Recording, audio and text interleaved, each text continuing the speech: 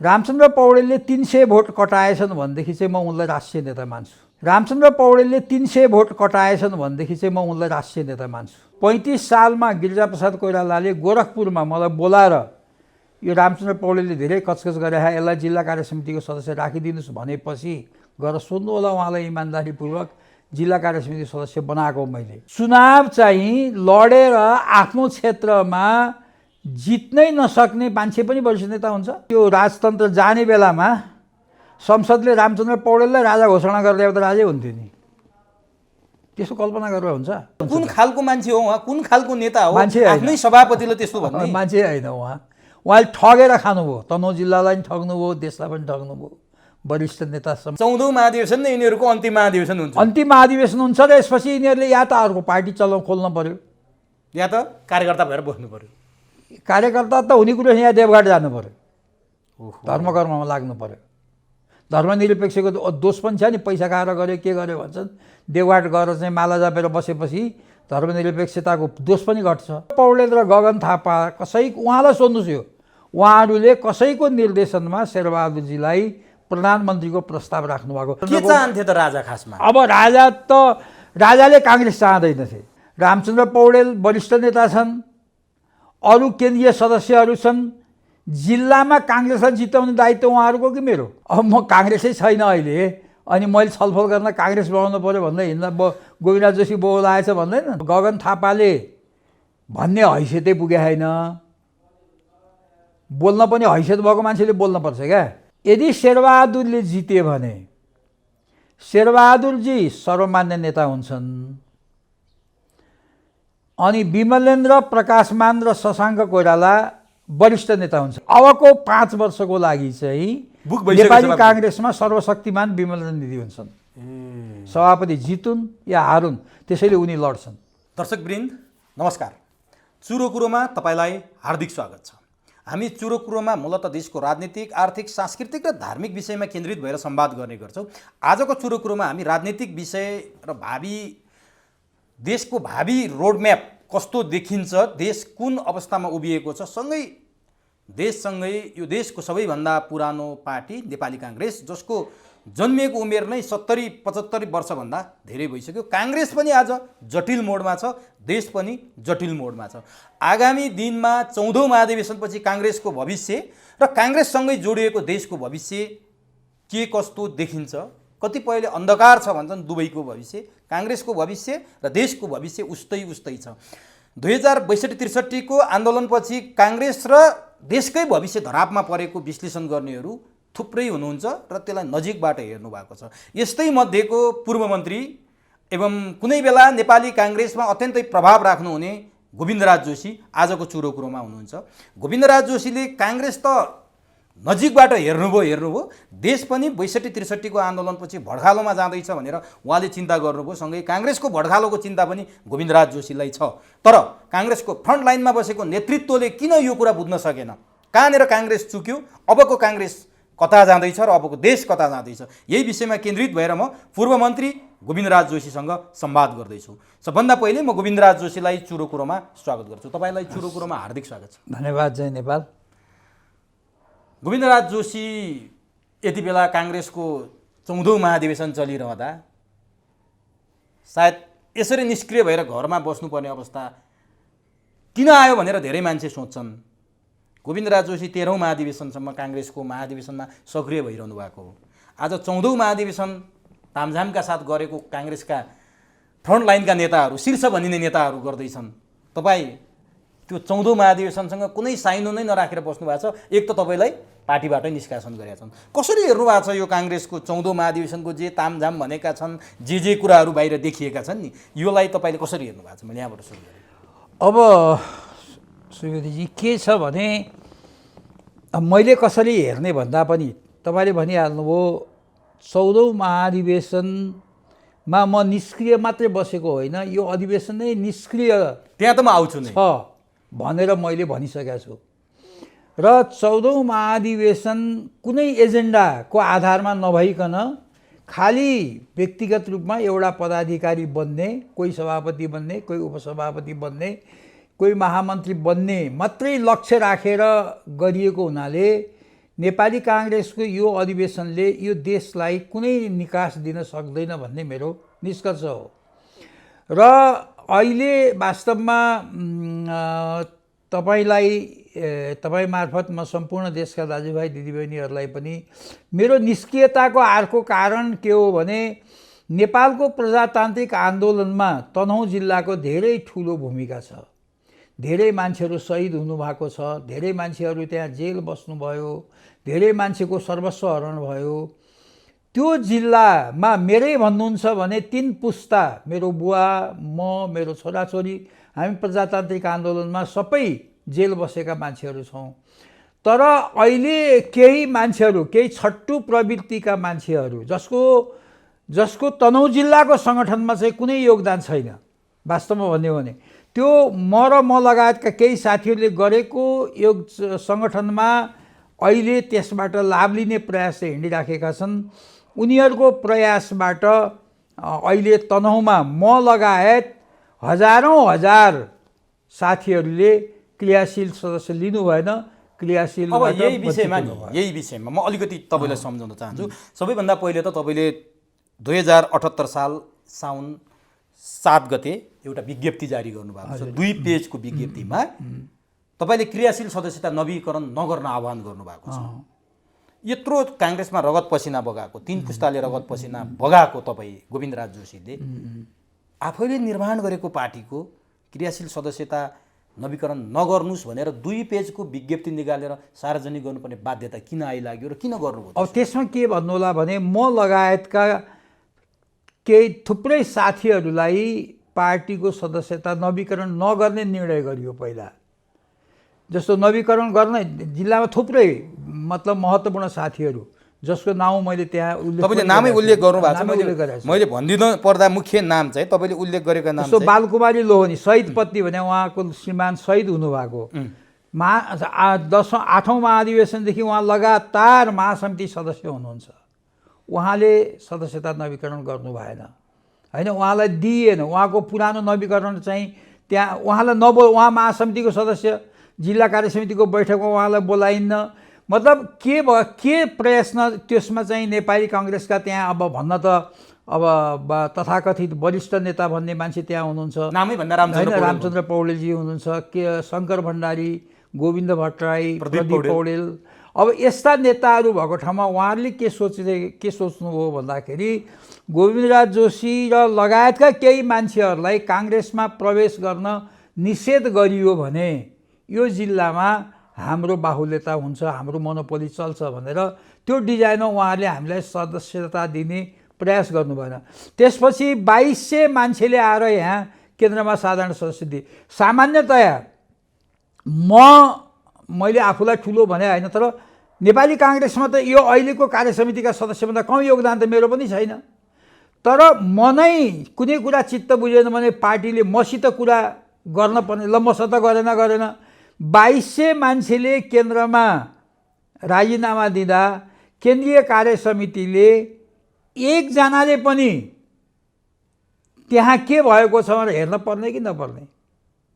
यहाँ ग्रुपिजम भन्छन्, शेरबहादुर देउवा एकातिर भन्छन्, रामचन्द्र पौडेल एकातिर भन्छन्, कोइराला परिवारका शशाङ्क कोइराला, शेखर कोइराला एउटा ग्रुप भन्छन्, अरू पनि थुप्रै मान्छेहरू छन्। तर तपाईँले हेर्नु होला केही जिल्लाहरूमा क्रियाशील सदस्यताको विवाद थियो भन्ने जिल्लाहरूको नाम छ, त्यसमा तनहुँ जिल्ला कहिल्यै परेन। भन्दा स्वार्थको लागि सबै एक हुने, यो झगडा स्वार्थको लागि हो। यो पार्टीभित्र जो देखिएको छ, तनहुँ जिल्लामा मेरै पक्षमा निर्णय हुनुपर्छ भन्ने छैन। तर जब यत्रो मान्छेहरूले क्रियाशील भरेका छैनन्, यत्रो वक्तव्यको मेरो पक्षमा गर्नुपर्छ भन्ने वक्तव्य त निस्किया छ। मैले नाम दिएको छु, त्यसमा मुख्य मान्छेको मात्रै उल्लेख गर्नु धेरैको छैन। अब त्यो हो कि होइन भने केन्द्रीय कार्य समितिले केन्द्रीय कार्यालयबाट कोही मान्छे जान पर्दैन, तर अथवा विवादित जिल्लामा तनहुँ पर्नुपर्छ कि परेन भनेपछि अब हामीले जब हाम्रो साथीहरूले यहाँ धेरै पटक तनहुँबाट आएर नेताहरूलाई भेट्नु हो, राजीनामा दिनुभयो, तर जे गर्दा पनि कुनै प्रयास सफल नभएपछि अब नेपाली काङ्ग्रेसमा रहिरहन, अर्को पार्टीमा जान होइन, हामीहरू अर्को पार्टीमा हाम्रो पनि लगानी छ यसमा, तर अहिलेको यो काङ्ग्रेसमा बसिरहनु चाहिँ अब निरर्थक भएको हुनाले तपाईँले यो विज्ञप्ति जारी विज्ञप्ति गर्नुभयो। तर तपाईँले जो मान्छेको यहाँ उल्लेख गर्नुभयो उनीहरूले क्रियाशील नवीकरण गरेनन्, उनीहरूलाई चाहिने उनीहरूले साधारण सदस्यबाटै राजीनामा दिए काङ्ग्रेसमा रहेनन् भन्नुभयो नि। गोविन्दराज जोशी कारबाहीमा पर्नु भएको छ। गोविन्दराज जोशीलाई सघाउनेहरूलाई पार्टीले कारबाही गरे होला नि त, उनीहरूको कुरा नसुने होला नि त, किनभने तपाईँ त कारबाहीमा परे मान्छे हो नि। होइन, मसँग सुन्नुहोस्, एउटा कुरा के हो भने गएको निर्वाचनमा पुष्पकमल दाहालको छोरीको झोला बोकेर शेरबहादुर देउवा हिँडेकै हो। बाबुराम प्रचण्ड त्यहाँ प्रचण्डलाई नेपाली काङ्ग्रेसले प्रचण्डको विरुद्धमा टिकट नदिएकै हो चितवनमा। बाबुराम भट्टराईलाई काङ्ग्रेसले आफ्नो उम्मेदवार बनाएकै हो, काङ्ग्रेसमा त रहेन होइन। भन्दाखेरि अब यो सबैको नाम कति लिउँ, जम्मै मान्छेहरूलाई भोट हाल्दै गोप्य सम्झौता गर्दै कहीँ खुल्ला सम्झौता गर्दै हिँड्ने शेरबहादुर देउवा होस् या रामचन्द्र पौडेल, शशाङ्क कोइराला होस् या प्रकाश मान, विमलेन्द्र निधि होस् या अर्को कोही अर्जुन नरसिंह रामशरण, कृष्ण सिटौलाको चाहिँ नैतिक हैसियत छ। त्यो पनि मैले एउटा कुरा के हो भने म उम्मेदवार होइन, मेरो उम्मेदवारी रद्द गरियो। कुनै कानुनले उम्मेदवार हुनै सक्थे, म त उम्मेदवार पनि होइन। मैले विरोध गरेको भए मैले गरेको भाषणको टेप थियो होला, कहीँ मैले अन्तर्वार्ता दिएको थिएँ होला। यद्यपि म त्यो सफाइ दिइरहन चाहन्न। अब तर किशन श्रेष्ठलाई तपाईँले भोट हाल्न आह्वान गर्नुभयो भन्छन् के? होइन, तर त्यो सबै पहिलाको भाषण ल्याएर त्यो आह्वान गरेको भए म स्वीकार गर्न तयार छु। मैले कहीँ बोलेको छैन। अब मेरै विरुद्धमा उम्मेदवारी दर्ता गराइसकेपछि त्यो मान्छेको प्रचार गर्न जाने त कुरो भएन, स्वाभाविक हो। तर त्यति किर्ते काम गर्नुपर्छ। मैले कुन जमानामा कहाँ बोलेको थिएँ, चुनावभन्दा अगाडि जुन बेला म काङ्ग्रेस नै थिएँ होइन, त्यो बेला बोलेको भाषणलाई ल्याएर नोमिनेसन गर्नुभन्दा पहिलाको भाषणलाई ल्याएर, पहिला पनि हाम्रो त्यहाँ तनहुँमा आन्दोलन थियो, गोविन्दराज जोशीलाई टिकट दिनुपर्छ भनेर जुलुसहरू निक्लिएका थिए। त्यो जुलुसमा बोल्ने क्रममा मैले के बोलेँ होला, होइन मलाई नदियो भने हुँदैन भन्नै पर्यो त्यो। तर त्यो जालसेज किन गर्नु पर्यो? किर्ते पहिलाको भाषणको ल्याएर टेप ल्याएर चाहिँ अनि त्यही अगाडि पछाडिको काटेर, अब यो खालको किर्ते जालसाजीपूर्ण तरिकाले म त के भन्छु भने यी सबै विभिन्न पार्टीमा आफ्नो मतलब संलग्नता भएका मान्छेहरूको मोरल हैसियत छैन। तर ठिक छ, उनीहरूले कारवाही गरे, त्यसमा मैले के भनेको छैन। अहिले पनि साथीहरूले त्यहाँ फेरि ती साथीहरूलाई जो अहिले त्यहाँ नाम दिएको छु, कारवाही भएको पनि छैन फेरि। तर तपाईँसँग हुनुहुन्छ नि त उहाँहरू? होइन, मसँग त को छन् तनहुँका, तर उनीहरूलाई कि त अनुशासन समितिले पार्टीले कारवाही गरेर निकाल्नु परेन? होइन, तपाईँको पक्षमा लागेर उहाँहरूले क्रियाशील सदस्यता पनि नवीकरण गर्नु भएन, साधारण सदस्यबाट पनि राजीनामा दिनुभयो, अनि पार्टीले कसरी उहाँहरूको क्रियाशील नवीकरण गरिदिन्छ? तपाईँले एकतिर आह्वान गर्नुभएको छ क्रियाशील। होइन, नवीकरण त नभएपछि विभिन्न पटक जिल्लाबाट नवीकरण गर्ने मान्छेको लिस्ट लिएर गाउँमा गए टोलीहरू, त्यहाँ केही मान्छेहरूको नाम हटाएर उनीहरूले नदिने नै निर्णय गरे। निर्णय नै नगरिसकेपछि त पोलिटिकल्ली जब कुनै पार्टीको नेतृत्वले केन्द्रमा कुरा सुन्दैन, जिल्लाले नवीकरण गर्दैन, दुईटै कुरा हो नि। नवीकरण गर्नको लागि जिल्लाबाट पुरानो सदस्यको नाम लिएर जाँदा कसैको पनि नाम छैन, नभएपछि तपाईँहरूलाई निषेध र बायस गर्नै खोजियो। अब त्यसो भए अब यसलाई म के भन्न चाहन्छु भने, तपाईँले आह्वान गर्नुभयो 2223जनाले सदस्यता नवीकरण पनि गर्नु भएन, साधारण सदस्यबाट पनि राजीनामा दिनुभयो। तर गोविन्दराज जोशी आफू त सकिनुभयो राजनीतिमा, उहाँलाई भित्तामा पुर्याए। रामचन्द्र पौडेललाई क्रियाशील सदस्य प्रदान गर्ने गोविन्दराज जोशी आज रामचन्द्र पौडेलले कारबाही फुकुवा गरिदिनु पर्ने, दिन पर्खिनुपर्ने अवस्था सिर्जना गराइदिएका छन्। तपाईँले आफू त त्यो अवस्थामा पर्नुभयो 2223जनाको पनि राजनीतिक प्लेटफर्म फोरम नै सिद्धाइदिनु भयो भन्छन् के? होइन, यो एउटा कुरा गलत के हुन्छ भन्नुहोला भने, हाम्रो सोचाइ चाहिँ नेपाली काङ्ग्रेस हाम्रो रगत र म लगायतका धेरै साथीहरूको रगत र पसिनाले बनाएको हो। पार्टीको पदाधिकारीमा नरहनु र पार्टीको पदमै जानु राजनीति होइन। मैले र म लगायतका साथीहरूले सिद्ध्यायो भने उहाँहरू आफैले मैले सिद्ध्याएर उहाँहरूलाई लाग्ने भए लाग्नुहुन्थ्यो होला नि त।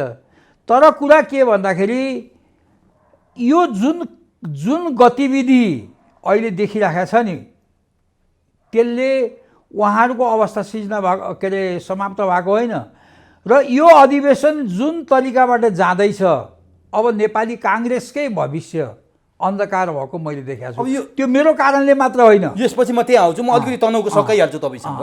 कहाँनिर म जोड्न खोजेँ भने अहिले जुन अवस्था देखिएको छ नि तनहुमा यसको मुख्य कारकको गोविन्दराज कि रामचन्द्र पौडेल यो प्रश्न उठ्न होइन। अब म त केहीमा पनि छैन। रामचन्द्र पौडेल वरिष्ठ नेता छन्, अरू केन्द्रीय सदस्यहरू छन्। जिल्लामा काङ्ग्रेसलाई जिताउने दायित्व उहाँहरूको कि मेरो? तपाईँ त संस्थापक हो नि त जिल्लाको। होइन, उहाँले जिताए भइहाल्यो नि। तपाईँ बिना त त्यो अपुरो छ, असम्भव छ अरे नि त। अब म बिना अपुरो छ भने मसित कुरा पनि नगर्ने होइन। अनि मैले के गरिदिने त? मलाई काङ्ग्रेसबाट निकालिदिने अनि काङ्ग्रेसलाई मैले जिताइदिने? कारबाहीमा परे मान्छे त गएर सल्लाह गर्नु पर्यो के गर्दा हुन्छ भन्ने, त्यो त तपाईँले पनि आफ्नो तर्फबाट गर्नु पर्यो नि त। होइन, यस्तो छ। यो कुरा के हो भनेदेखि राजनीतिमा त्यस्तो हुँदैन। एउटा त मैले अहिले तपाईँले अलिकति भनिहाल्नुभयो, मैले यो पहिला चाहिँ हाम्रो पार्टी प्रतिबन्धित थियो र इन्डियामा त्यो पार्टीको कामहरू हुन्थे। 2033 साल पुस 16 गते राष्ट्रिय मेलमिलापको नारा नेपाल आएपछि 2033 साल 34 सालको वैशाखमा गिरिजाबाबुले पटनामा एउटा भेला बोलाउनु भयो। त्यहाँदेखि तपाईँ निरन्तर काङ्ग्रेसको अब त्यहाँ त्यसले नै के अरे नेपालमा अब पार्टीलाई चाहिँ मतलब एउटा सङ्गठनात्मक रूपमा पार्टीको जिल्ला कार्य समितिहरू गठन गर्ने भनेर त्यो चाहिँ एउटा सुरु भएर मलाई गिरिजाबाबुले तनहुको जिम्मा मलाई दिनुभएको थियो होइन। अब मैले चाहिँ के सोचेँ भने म आफू सचिव भएँ। गोवर्धन पोखरेल भन्ने पुराना 8 वर्ष निर्वाचनमा बस्नुभएको, हामीले त पार्टीलाई मर्यादा पनि आफै मात्रै पदमा जिउँ भन्ने भएन भएर यद्यपि मैले सबै काम म गर्थेँ तर उहाँलाई सभापति बनाएर त्यहाँबाट मैले जिल्ला कार्य समिति 10 जना मान्छे राखेर सुरु गरेको र 35 सालमा गिरिजाप्रसाद कोइरालाले गोरखपुरमा मलाई बोलाएर यो रामचन्द्र पौडेलले धेरै कचकच गरे यसलाई जिल्ला कार्य समितिको सदस्य राखिदिनुहोस् भनेपछि गएर सोध्नु होला उहाँलाई इमान्दारीपूर्वक जिल्ला कार्य समिति सदस्य बनाएको मैले होइन। त्यसपछि त्योभन्दा अगाडि उहाँ के भूमिका थियो कहाँ थियो त्यो म जान्दिनँ। व्यापक बोलिसक्नु भएको छ मसँग। तर 35 सालमा गिरिजाबाबुले गोरखपुरमा बोलाएर उहाँलाई चाहिँ जिल्ला कार्य समितिमा राखिदिए भनेपछि मैले राखिदिया हो। तर अब अहिले यसको अर्थ के भने उहाँले के गर्नुभयो के गर्नु भएन भन्ने कुरासँग मलाई सरोकार पनि तपाईँको बिचमा छलफल किन हुँदैन त अनि काङ्ग्रेसको बारेमा? होइन, अब यो यस्तो छ कि छलफल त अब जरुरत परे हुने त हो नि। काङ्ग्रेसको जिम्मा लिएकालाई अब म काङ्ग्रेसै छैन अहिले अनि मैले छलफल गर्न काङ्ग्रेस बनाउनु पऱ्यो भन्दा हिँड्दा गोविन्दराज जोशी बोलाएछ भन्दैनन्। अब त्यसो भए अब यो कुरालाई म बिट मार्न चाहन्छु कहाँनिर भने तपाईँ 35 सालमै तनहुमा काङ्ग्रेसको जिल्ला कार्य समिति खोलेको मान्छे, त्यो अवस्थामा जति बेला काङ्ग्रेस प्रतिबन्धित थियो त्यो अवस्थामा तपाईँ गरेको मान्छे 34 सालमा आज तपाईँले तनहुमा महाधिवेशनमा 14औं महाधिवेशनमा भाग नलिनेहरूलाई आभार व्यक्त गर्नुपर्ने बेला आयो।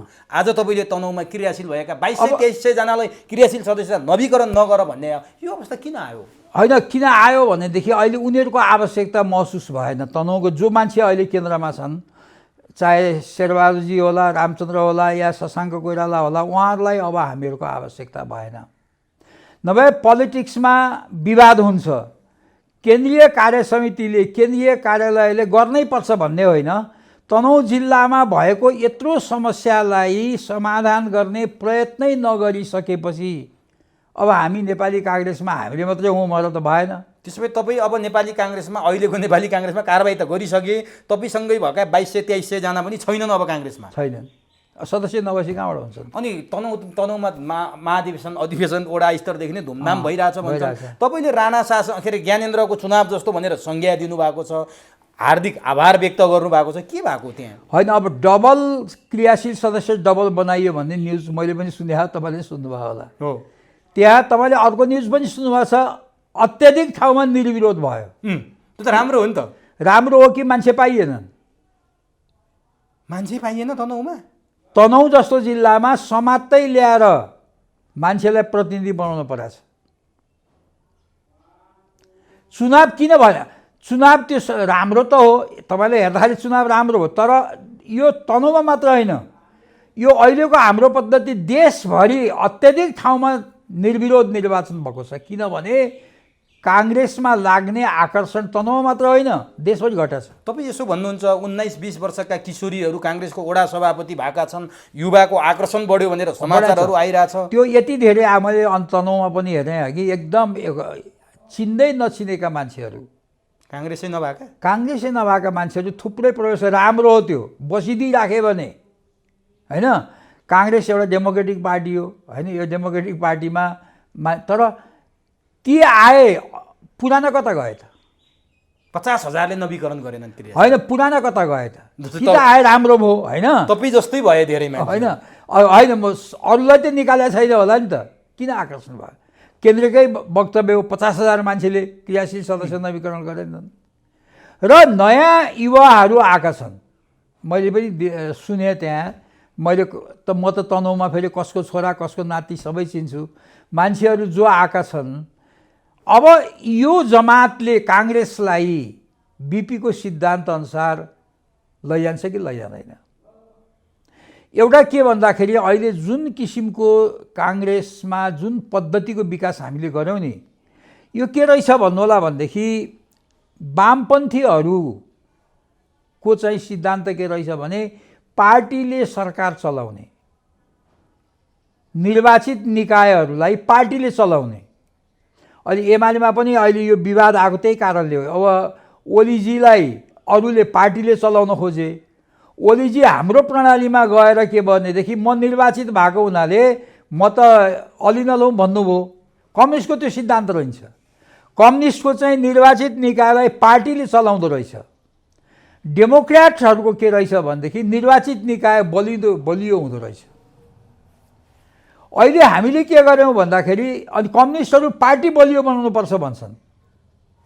हामीहरू पार्टी बलियो होइन, निर्वाचित निकाय प्रधानमन्त्री बलियो हुनुपर्छ, सभापति बलियो होइन, प्रधानमन्त्री बलियो हुनुपर्छ भन्ने हाम्रो मान्यता रहेछ।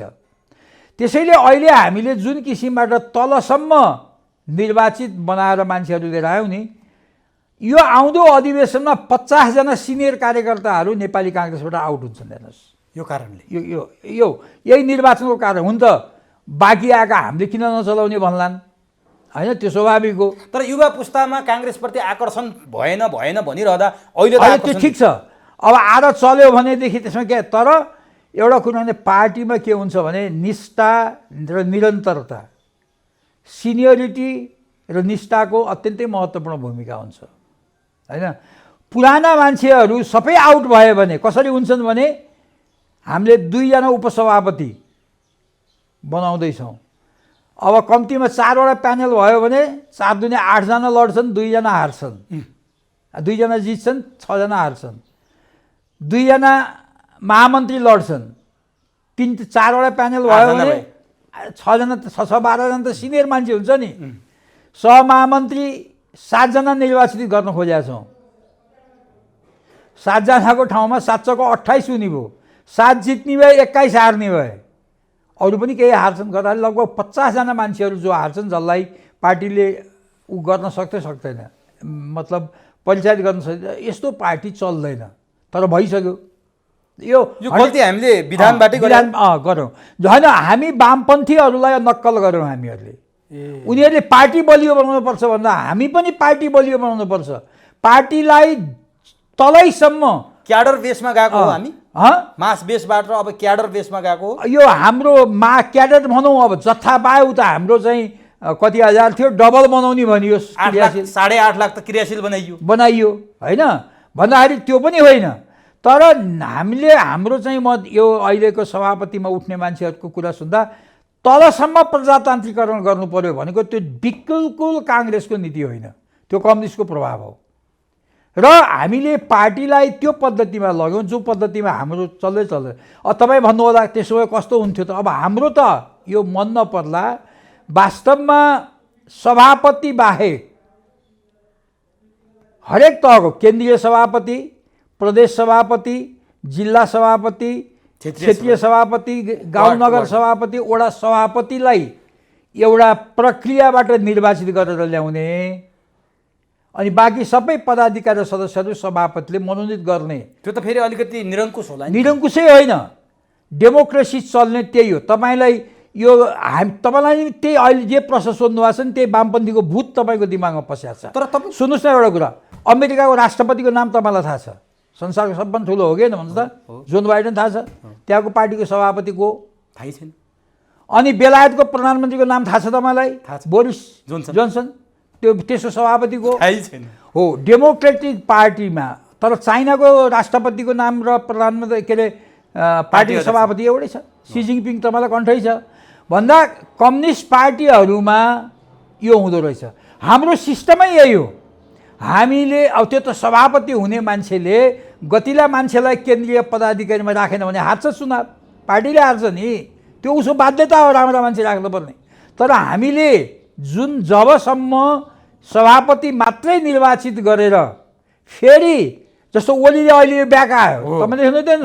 हामी अब वामपन्थीको ढिलो चाँडो त्यो बाटोमा जानै पर्छ। जुन कुरा काङ्ग्रेसले पहिला अवलम्बन गरेकै थियो गर्नै पर्छ। होइन त्यही त गल्ती भयो। अब त्यो त षड्यन्त्र अनेकहरू हुन्छन् र नेपाली काङ्ग्रेसलाई पनि फेरि टिकाउने हो भने यो बाटोमा जानै पर्छ। अब तनहुको जुन स्थिति छ तपाईँले भने जस्तो मान्छे तानेर ल्याएर उम्मेदवार बनाउने स्थिति, अरू जिल्लामा चाहिँ के पाउनुभयो तपाईँको? होइन, कहीँ पनि जिल्लामा यो एउटा त मैले भने मान्छेलाई सबै अधिकांश ठाउँमा निर्विरोध भयो तलतिरको निकाय। कारण के हो यो? होइन, यसमा एउटा कुरा त हामीले हाम्रो विधानमा के गर्यौँ भने अब जस्तो क्रियाशील सदस्य 4 लाखको 8 लाख बनाउने भन्ने होइन, 16 लाख पनि बनाउने। तर क्रियाशील सदस्य बन्नको लागि योग्यता के हो? के हो त? त्यो मान्छे कति नेपाली काङ्ग्रेसको गतिविधिमा संलग्न भएको त हुनु पर्यो, नेपाली काङ्ग्रेसको कार्यक्रममा भाग लिएको त हुनु पर्यो, परेन? होइन, त्यो नतोकिकन के भनेदेखि अब आफ्नो मान्छेहरूलाई क्रियाशील सदस्य, अब यो मैले अहिले पार्टीका साथीहरूलाई चाहिँ तपाईँको धेरै आलोचना गर्न राम्रो हुँदैन र यति मन परी जसले सकेको छ मनपरी किसिमबाट बाँडिएको छ र मलाई यस्ता मान्छेहरू आएका छन् जो काङ्ग्रेस हुनै सक्दैनन्, रहँदैनन् पनि। पहिला जस्तो आकर्षण पनि देखिएन काङ्ग्रेसको। छैन, काङ्ग्रेसको अधिवेशन सुरु भयो रे ओडादेखि भन्दाखेरि अर्कै माहौल थियो। यत्रो कोरोनाको आक्रमण भयो देशमा, नेपाली काङ्ग्रेसको कुनै भूमिका रहेन। भाषण गरेर विज्ञप्ति गरेर यहाँ मान्छेलाई हस्पिटल चाहिएको छ, आइसियु नपाएर अब मैले व्यक्तिगत रूपमा कति सहयोग गर्न सक्छु? काङ्ग्रेसका मान्छे रोएका छन् म कहाँ आएर। काङ्ग्रेसको कोही पनि मान्छेले व्यवस्थापन गरेन, पार्टीले गर्दै गरेन। होइन, आइसियु कहाँ छ, भेन्टिलेटर कहाँ चाहिएको छ, अलिकति गर्न सक्छ नि, केही भूमिका भएन, मान्छे त मरे। अब कुनै पनि कुरामा खाली भाषण गरेर र अब दुईटा कुरा हो क्या, पार्टीलाई जीवन्तता दिने एउटा सिद्धान्त हो, एउटा व्यवहार हो। दुईटै छैन। अब त्यसो भए सिद्धान्त भनेको बिपी कोइरालाको राष्ट्रियता, प्रजातन्त्र, समाजवाद, त्यो छोड्यो।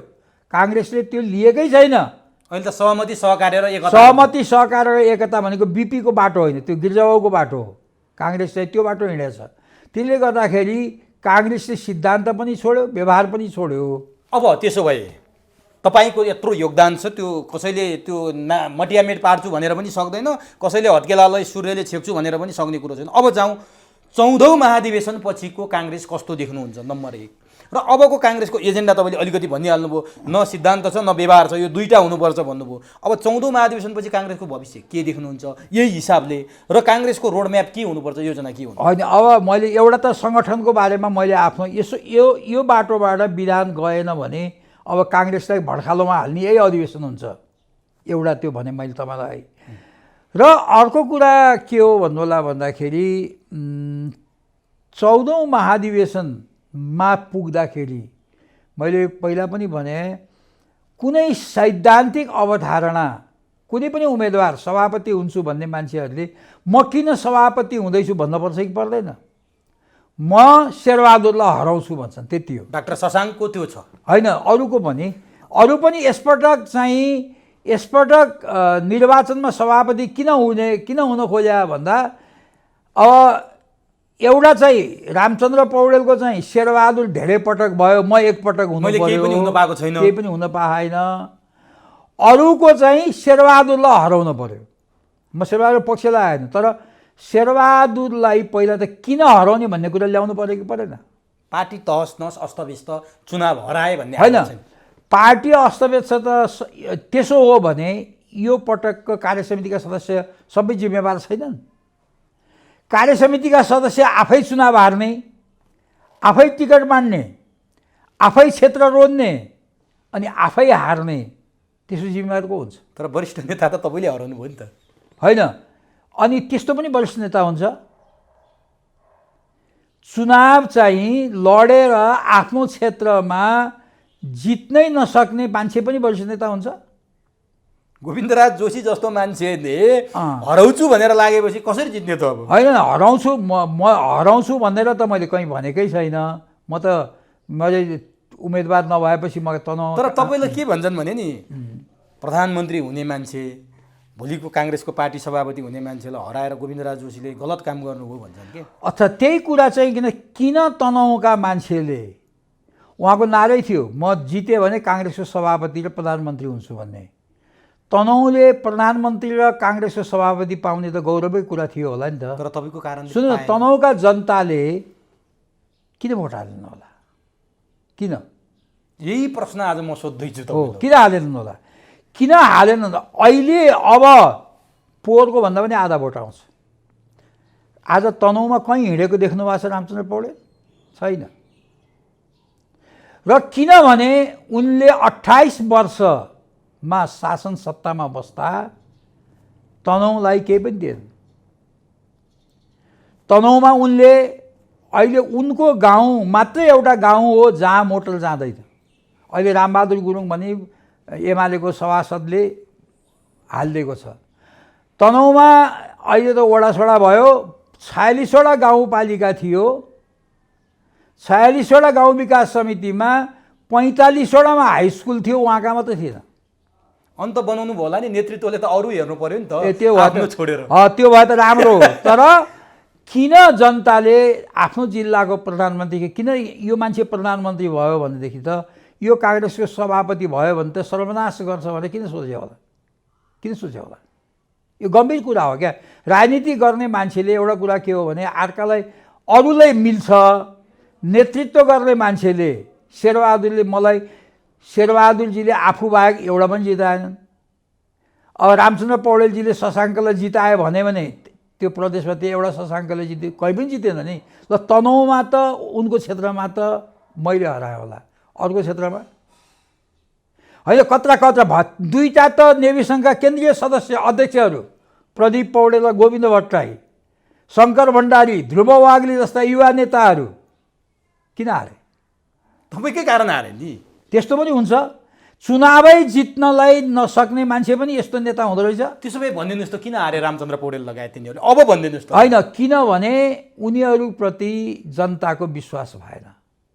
र जस्तो म एकछिनलाई मान्नुहोस्, मलाई अहिले पार्टीले टिकट दियो भने मैले कहिले पनि यो रामचन्द्र पौडेल, शङ्कर भण्डारी, ध्रुव वाग्ले, प्रदीप पौडेल, गोविन्द भट्टराईले भोट हालेनन् भनेर म भन्दा पनि भन्दिनँ, भन्दा पनि हुँदैन। यिनीहरूले हराए पनि भन्नुहुन्न। हराउन् तागतले, मलाई काङ्ग्रेसले टिकट दियोस्, यिनीहरू चाहिँ तागतले मलाई हराउन लाउन्, मलाई केही आपत्ति छैन। तर चुनाव लड्ने मान्छेले आफै जित्नुपर्छ, आफै जित्नुपर्छ। कसले गएर बाकस थापिदिन्छ? त्यो त बेतर मिलाउनु पर्यो नि। विरोधीलाई ल्याउने हो कि आफ्ना पार्टीका मान्छेलाई गर्ने हो कि होइन? तपाईँको अब त्यो केही नगरेपछि त अनि मान्छेले पत्याउँदैनन्। किन पत्याए? एउटा कुरा के हो भनेदेखि केन्द्रीय नेतृत्वले आफ्नो जिल्ला मात्र होइन, जहाँबाट पनि चुनाव लड्नुपर्छ। तर रामचन्द्र पौडेलले यदि त्यति बेला चुनाव जित्दिएको भए आज शेरबहादुर देउवासँग प्रधानमन्त्रीको दावेदार हुन्थे। तनहुँले प्रधानमन्त्री पाउन सक्ने रहेछ, सभापति पाउन सक्ने रहेछ। ब्रेक त लायो नि तनहुँलाई जनताले। होइन, त्यो यस्तो भयो भन्दा त अहिले गणतन्त्र, त्यो राजतन्त्र जाने बेलामा संसदले रामचन्द्र पौडेललाई राजा घोषणा गरिदिएको त राजै हुन्थ्यो नि।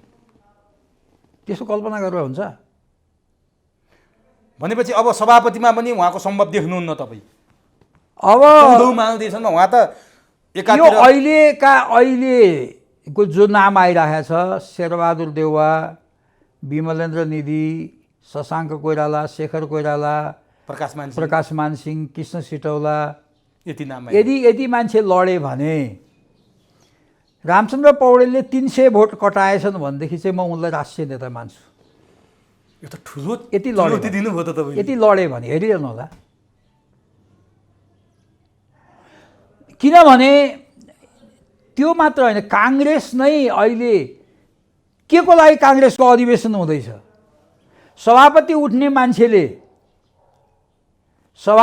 मान्छेको लागि किन सबभन्दा पहिलो प्राथमिकता किन भने होइन भने सबभन्दा पहिलो प्राथमिकता टिकट बेच्ने, सभापति हुने, टिकट बेच्ने भनेको सांसदको टिकट, टिकट भने सांसदको टिकट बेच्ने, समानुपातिक बेच्ने। ल भन्नु पर्यो नि त। यति त मैले भने म सभापति भएँ भने टिकट बेच्दिनँ, म सभापति भएँ भने मेरो आफन्तलाई छानेर टिकट दिन्न, एउटा पद्धतिमा म दिन्छु होइन। ज्वाइँ भान्जा भान्जी फुपू चेला मामा चेला भनेर म टिकट बाँड्दिनँ भन्नु पऱ्यो नि। म सङ्गठनलाई विधानअनुसार चलाउँछु भनेर भन्नु पऱ्यो नि। हिजो गगन थापाले त म महामन्त्री भएँ भने ठ्याक्कै तपाईँले जे भन्नुभएको छ त्यही कुरा मैले पछाडि कपी गरेन, त्यो पेस्ट गरिदिएँ, यही कुरा भनेका छन्। होइन, त्यो यसो गगन थापाले भन्ने हैसियतै पुगेको छैन, बोल्न पनि हैसियत भएको मान्छेले बोल्नुपर्छ क्या। यो बोल्ने पार्टीको सभापतिले हो, पार्टीको सभापति नगरे महामन्त्रीमा उठेर चाहिँ अब चुनाव जित्न ल भन्ने कुरा अर्को कुरा हो। यो चाहिँ किन हैसियत भएका मान्छेले बोल्नुपर्छ। यो बोल्ने भनेको रामचन्द्र पौडेलले, शेखर कोइरालाले, शशाङ्क कोइरालाले, प्रकाश मानसिंह, विमलेन्द्र निधिले, शेरबहादुरले हो। अरूले बोल्ने भनेको कुरा त जे बोल्दै पनि हुन्छ। त्यो हैसियत नपुगेका मान्छेले बेहैसियतको कुरा गर्नु हुँदैन। त्यसो भए तपाईँले रामचन्द्र पौडेलको त भनिहाल्नुभयो 300 मत कटाउन्नन् भनेर। अब तपाईँले अघि भन्नुभएको छ नि, सिद्धान्त र व्यवहार लागू गरेर काङ्ग्रेसले पुनर्जीवित बनाउन सक्ने क्षमता बोकेको चाहिँ को छ त काङ्ग्रेसमा? अब सभापति होइन, मैले त्यो किनभने मेरो लागि सबै बराबर छन् अहिले, किनभने मेरो विरुद्धमा सबै मिलेछन्।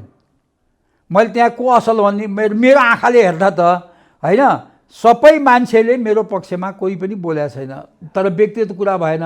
राजनीतिमा चुनाव आउँदासम्म कसैले होइन, कसैले जस्तो अहिले हेर्नुहोस् तपाईँको समस्या के छ भने 12 बुँदे सम्झौता ठिक कि बेठिक भन्ने बारेमा नेपाली कङ्ग्रेसमा विवाद छ। बिपी कोइरालाले 8वटा आफूमाथि ज्यान मुद्दा लाग्दा लाग्दै भारत छोडेर नेपाल आउनुभयो। गिरिजाबाबुले भारतमा गएर 12 बुँदे सम्झौता गर्नुभयो। म र म जस्ता साथीहरू हामी के भन्छौँ भने नेपाल आज यो खाल्टोमा गएको र काङ्ग्रेस समाप्तिबाट गएको त्यही 12 बुँदे सम्झौताले हो भन्छौँ। तर हाम्रै साथीहरू के भन्छन् भने 12 बुँदेलाई बचाउनको लागि मेरो उम्मेदवारी हो भन्छन्। त्यसकारण मैले भने किन काङ्ग्रेसभित्र यो सैद्धान्तिक बस काङ्ग्रेसको लागि मात्र होइन, आज 12 बुँदेले ल्याएको सङ्घीयता, 12 बुँदेले ल्याएको धर्मनिरपेक्षता आज यो देशको लागि बोझा भइसकेको छ। त्यसकारणले यस्ता सैद्धान्तिक इस्युहरूमा पार्टीमा बहस हुने कि नहुने त्यो गर्न त तयार छैन। अनि यी सभापतिमा उठ्ने मान्छे जब सङ्घीयताकै पक्षधर हुनु भने, जब धर्मनिरपेक्षताकै पक्षधर हुनु भने, अब मैले कुन चाहिँ असल कसलाई खराब भन्ने। त्यसैले अहिले के छ भने सनातन वैदिक धर्म प्रति कोही मान्छेले प्रतिबद्धता व्यक्त गर्छ भने त्यसलाई मैले भोट जतिसुकै, राजनीतिमा भोटको कुरा होइन, सिद्धान्तको कुरा हो। यो पटक नभए अर्को पटक होला। तर सभापति उठ्ने मान्छेको यो धर्मनिरपेक्षताको सम्बन्धमा, सङ्घीयताको सम्बन्धमा के हो धारणा? 12 बुँदे सम्झौता नेपालको लागि लाभदायक भयो कि भएन? त्यो सैद्धान्तिक बहस हुनु पर्यो। बिपी कोइरालाले जीवनभर व्यक्तिगत रूपमा वामपन्थीहरूसँग मेरो कुनै दुश्मनी छैन। उहाँले मनमोहनजीको उदाहरण दिँदाखेरि मनमोहनजीले विराटनगरमा आमसभा गर्दा विराटनगरको कार्यक्रममा उहाँ श्रोता भएर बस्नुभयो, मञ्च सेयर गर्नु भएन, तर मञ्चमा जानु भएन। किनभने जब वामपन्थीको र हाम्रो सैद्धान्तिक विचार नीति कार्यनीति अलग अलग छ भने हामी एकै ठाउँमा गयौँ भने जनताले हामीलाई अहिले भुल्या त्यही त हो नि, काङ्ग्रेस र एमाले उस्तै उस्तै छ। के छ त फरक? एमाले काङ्ग्रेस र माओवादीकोमा अहिले त केही पनि छैन, माओवादी केही पनि फरक छैन। तर नेकपा काङ्ग्रेस माओवादी पो भन्न थाल्यो त आज त काङ्ग्रेसलाई। होइन त्यही हो, त्यसैले काङ्ग्रेसको तपाईँले त्यो भन्नुभयो भने जनताले त त्यही देखाएर रहेछ नि त। जब त्यही कारणले अहिले पार्टीको अधिवेशनमा मान्छेको उत्साह कम हुनुको एउटा प्रमुख कारण काङ्ग्रेस र एमाले, काङ्ग्रेस र माओवादीमा जनताले केही पनि फरक देखाएको छैन। मैले पनि केही फरक देखाएँ होइन, केही पनि फरक देखाएँ होइन। कहाँनिर फरक छ? त्यो फरक दिन सक्ने क्षमता भएको नेतृत्व पनि देख्नु भएको छैन अब। होइन त्यो त देखिने भने त भन्न पर्यो नि, गर्न पर्यो नि। डाक्टर शशाङ्क कोइरालाले धार्मिक स्वतन्त्रताको कुरा गर्नुहुन्छ, हिन्दू धर्म होइन। पहिला कुरा त बिपीको बाटोमा, बिपीको राष्ट्रिय मेलमिलाप भनेको के हो? बिपीले राष्ट्रियता, प्रजातन्त्र, समाजवाद भन्नुभएको छ, त्यसको क्लियर व्याख्या हुनु पर्यो। पार्टी त्यसो हुनु पर्यो नि, नभए उम्मेदवारले भन्नु पर्यो नि होइन त्यो बाटो म हिँड्छु भने। यहाँ कुरा के छ भने बिपीलाई रोज्ने कि गिरिजाबाबुलाई रोज्ने? काङ्ग्रेसले भन्यो अबको चुनौती त्यो। अब चुनौती त्यो राष्ट्रियता, प्रजातन्त्र, समाजवाद अवलम्बन गर्ने हो भने बिपीको बाटो हिँड्ने, सहमति, सहकार्य, एकतालाई रोज्ने हो भने त्यो चाहिँ गिरिजाबाबुको बाटो। होइन अहिले के बिग्रिन्थ्यो शेरबहादुर देउवा प्रधानमन्त्री नभएर? के बिग्रिन्थ्यो? वामपन्थी, त्यो पनि एमालेको सिनियर लिडर जसले पार्टी बनाएर चलाएको छ, माओवादीको अध्यक्षलाई काँधमा बोकेर सरकारमा जानुपर्ने के बाध्यता थियो? केपी ओलीले व्यवस्था, सङ्घीयता, गणतन्त्र, धर्मनिरपेक्षता सबै कोल्याप्स पारिदिन थाले भन्छ। होइन त्यसको लागि सत्तामा जानु पर्दैन नि, चुनाव गर भन्नु पर्दैन? चुनाव हामी नेपाली काङ्ग्रेस के गर्नु पर्थ्यो भने चुनावमा जानु पर्थ्यो, चुनाव गराउन बाध्य गराउनु पर्थ्यो केपी ओलीलाई, र जनतामा त्यो कुरा भनेर। अब अहिले आएको कति भइसक्यो, हामीले के गर्नु त? त्यसो भए केपी ओलीले सिद्ध्याउनु खोज्या भए त्यसलाई बचाउनलाई मन्त्रीमण्डल गठन गर्न सकेनौँ, केही पनि गर्दैन। अब जनतामा झन् काङ्ग्रेसको भएको इमेज पनि समाप्त हुन्छ। अब पहिला अलफ सडेन शेरबहादुरमाथि त्यो त्यही षड्यन्त्र थियो भन्ने कुरा बुझ्नुपर्छ कि राजनीतिमा के हुन्छ भने आफ्नो दुश्मनले भनेको जतिसुकै राम्रो कुरा पनि त्यसबाट के नोक्सान हुन्छ भनेर सोध्नुपर्छ। आफ्नो पक्षको मान्छेले भनेको जतिसुकै नराम्रो कुरा पनि त्यसबाट के नोक्सान हुन्छ भनेर सोध्नुपर्छ। अब रामचन्द्र पौडेलजी र गगन थापाहरू अघिल्लो दिनसम्म सरकारमा जानुहुन्न भन्दै थिए, रातारात उहाँहरूलाई कहाँबाट ज्ञान आएर भोलिपल्टदेखि सरकारमा जानुपर्छ भनेर चाहिँ झगडै गरे देखियो। त्यो त कसैले आदेश दिएको थियो नि त उहाँहरूलाई। यही म जान्न चाहन्छु कि अहिले दलहरूभित्रको टुटफुट, दलहरूभित्रको झगडा, दलहरूभित्रको तपाईँ जस्तो कारवाही गरेको कुरा यो नेपालमा यहाँ बसेर भएको छैन, कहीँ कतै कसैको। अब त्यो के होला? तर शेरबहादुरजी फसे, शेरबहादुर फसाइयो नि त। अघिल्लो दिनसम्म तपाईँले शेरबहादुर प्रधानमन्त्री, त्यो निर्देशन कहाँबाट आयो के? अब त्यो त मैले कसरी भनौँ? चन्द्र पौडेल र गगन थापा उहाँलाई सोध्नुहोस्, यो उहाँहरूले कसैको निर्देशनमा शेरबहादुरजीलाई प्रधानमन्त्रीको प्रस्ताव राख्नु भएको नभए रामचन्द्रजी सभापति उठ्ने मान्छे, शेरबहादुर यसै त शेरबहादुर देउवासँग लड्न गाह्रो छ, प्रधानमन्त्री पनि भएपछि आँक्न सकिन्छ? किन बनाउनु पर्यो होला? इन्डो पश्चिमाको निर्देशन छ भन्छन्। अब त्यो कहाँ छ? त्यो उहाँहरूलाई सोध्ने, गगन थापा र रामचन्द्र पौडेललाई सोध्ने, किन उहाँहरूले अघिल्लो दिनसम्म दिनभरि कुहार लाएर हिँड्नुहोस्, सरकारमा जानु हुँदैन भनेर। रामचन्द्र पौडेलले त शेरबहादुर देउवा प्रधानमन्त्री बनेको 15-20 दिनमै सर्वत्र असफल मान्छेलाई प्रधानमन्त्री बनाएपछि यही हालत हुन्छ भनेर टिप्पणी नै गरे त। फेरि त्यो त हो त्यस्तो, त्योभन्दा षड्यन्त्र के हुन्छ? कुन खालको मान्छे हो उहाँ? कुन खालको नेता हो? मान्छे आफ्नै सभापतिले त्यस्तो भन्ने मान्छे होइन। उहाँले ठगेर खानुभयो, तनहुँ जिल्लालाई पनि ठग्नुभयो, देशलाई पनि ठग्नुभयो, वरिष्ठ नेतासम्म। अब तथाकथित वरिष्ठ नेता पो भन्नुहुँदो रहेछ त तपाईँ त तथाकथित वरिष्ठ नेता। अब हाम्रो विधानमा वरिष्ठ नेता भन्ने कुनै प्रावधान छैन। राजनीति गर्ने हो भने 18 सालपछि तपाईँले हेर्नु होला, उहाँले अस्ति एउटा अनलाइन खबरमा अन्तर्वार्ता दिनुभएको छ, त्यहाँ म चाहिँ वामपन्थी खेमाबाट आएको, मलाई काङ्ग्रेस बन्न बल्ल बल्ल 6 महिनापछि बल्ल काङ्ग्रेस। तपाईँले हेर्नु भएको छैन? मैले हेरेको छु। हेर्नु भएन भने म पठाइदिनु तपाईँलाई। हेरेको छु होइन भने उहाँ त्यसरी आएको मान्छे भन्दाखेरि हामीहरू सबैको आफ्नो आफ्नो योगदान छ नेपालको प्रजातान्त्रिक आन्दोलनमा।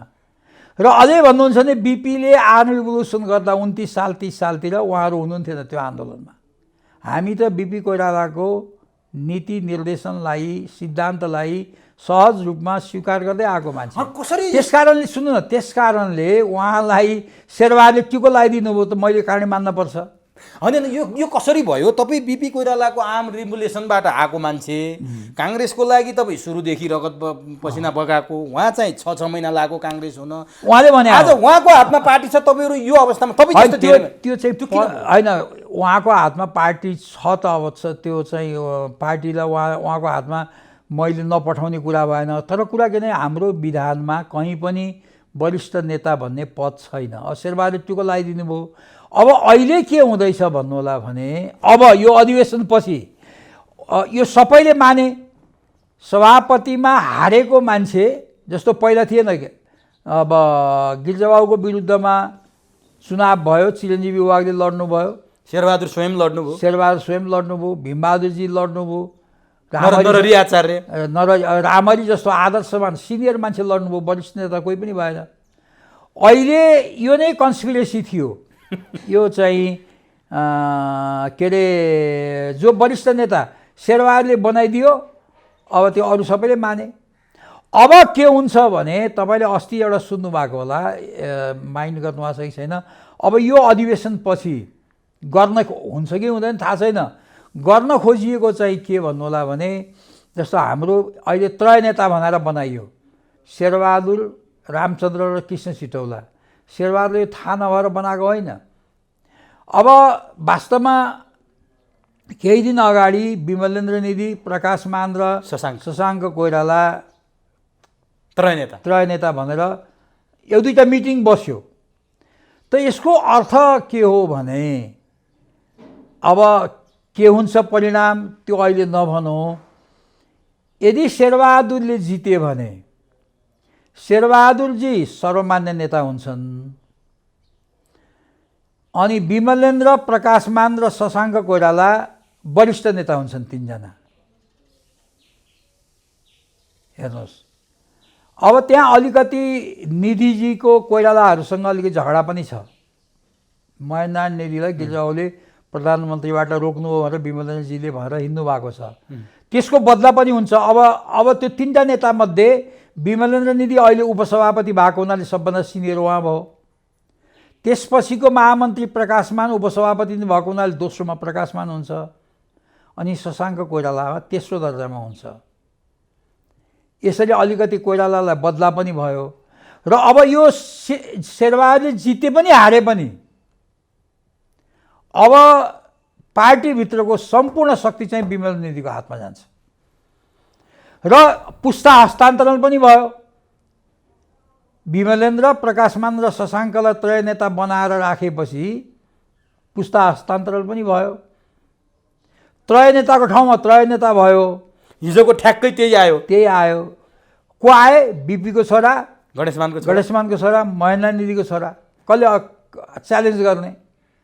त्रय नेताको विरोध गरौँ, अहिले मानिराखेका छन्। राजनीतिमा त कति दूरदर्शी काम कसले गरिराखेका हुन्छ यो कुरा।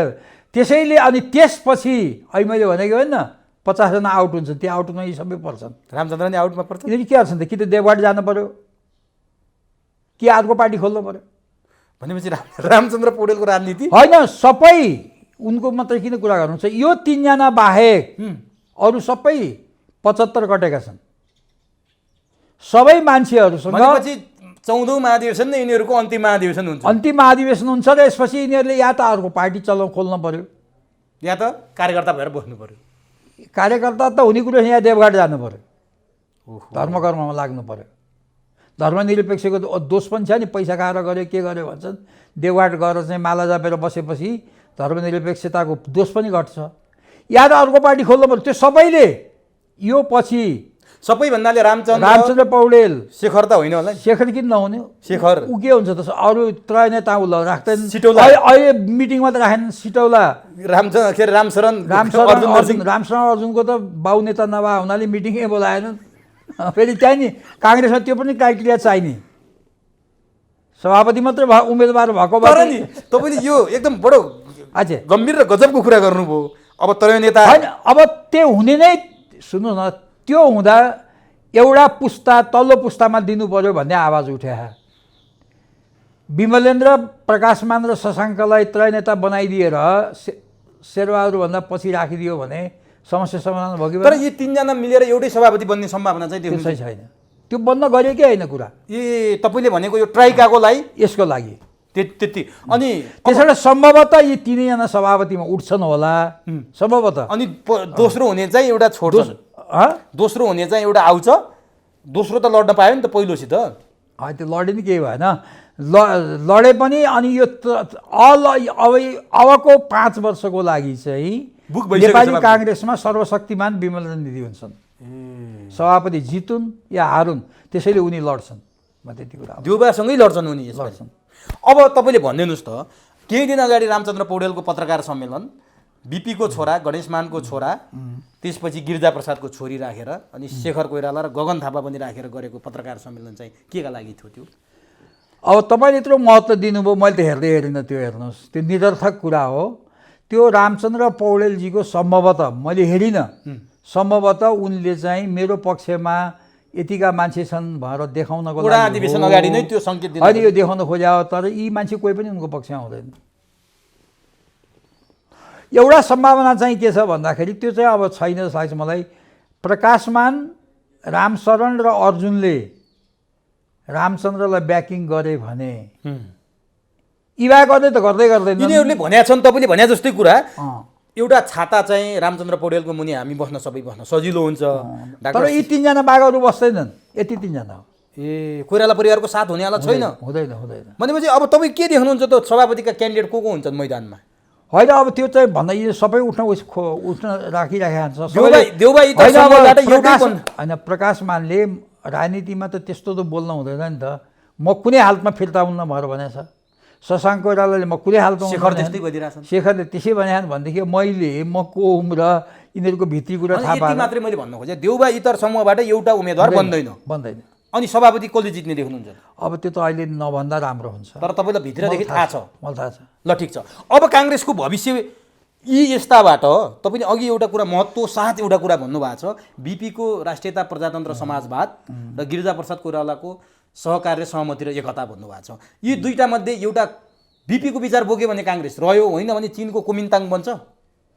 अब त्यो अर्को मुलुक छ त म भन्दिनँ, तर काङ्ग्रेसलाई अब बचाउने हो भने सत्ता छोडेर सिद्धान्तमा लाग्नु पर्यो। को लाग्ने, को बाटो लाग्दैन जान्छ। अब हेर्नुहोस्, यो त बेलायतमा कुनै जमानामा लिबरल पार्टी सर्वेसर्वा थियो, अहिले बल्ल बल्ल 2-4 सिट लिएर आएको छ। भारतमा कङ्ग्रेस आइको के अवस्था थियो, आज काङ्ग्रेस आइको, नेपाली काङ्ग्रेस पनि सधैँ रहन्छ। अब त्यसका एउटा कुरा के हो भने पार्टीमा, जुन पार्टीमा तपाईँले अब यो हामीले हाम्रो कुरा नभन्दा राम्रो पनि हुन्छ, तनहुँ जिल्लाको 2200 मान्छेले राजीनामा दिँदा पनि एउटा टोलीसम्म केन्द्रीय कार्यालयले पठाउँदैन। सभापतिले त्यो पनि छोडिदिउँ, पार्टी सभापतिले एउटा मान्छेलाई त्यहाँ पठाएर के भएको भनेर बुझ भन्दैन। यस्तो पार्टी रहन्छ। र अहिले सबै मान्छे के भन्छन् भन्दाखेरि म सभापति हुनु पर्यो। किन हुनु पर्यो? शेरबहादुर हराउनलाई। यस्ता सिद्धान्तहीन मान्छेहरूबाट यो पार्टीले देश चलाउँछ। अब यो भन्ने कुरा म चाहिँ विश्वास गर्छु। तपाईँलाई काहीँ न काहीँ कतै न कतै अलिअलि शेरबहादुरतिर तपाईँको सिम्फ्याटी हो कि जस्तो देखिन्छ। हो, शेरबहादुरसँग त 2 वर्ष होला बोलचाल पनि नभएको।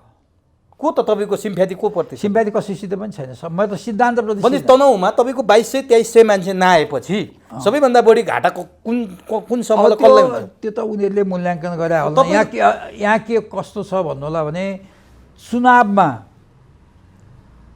शेरबहादुर बाहेक अलिकति विमलेन्द्र निधिको मान्छेहरू देख्छु म।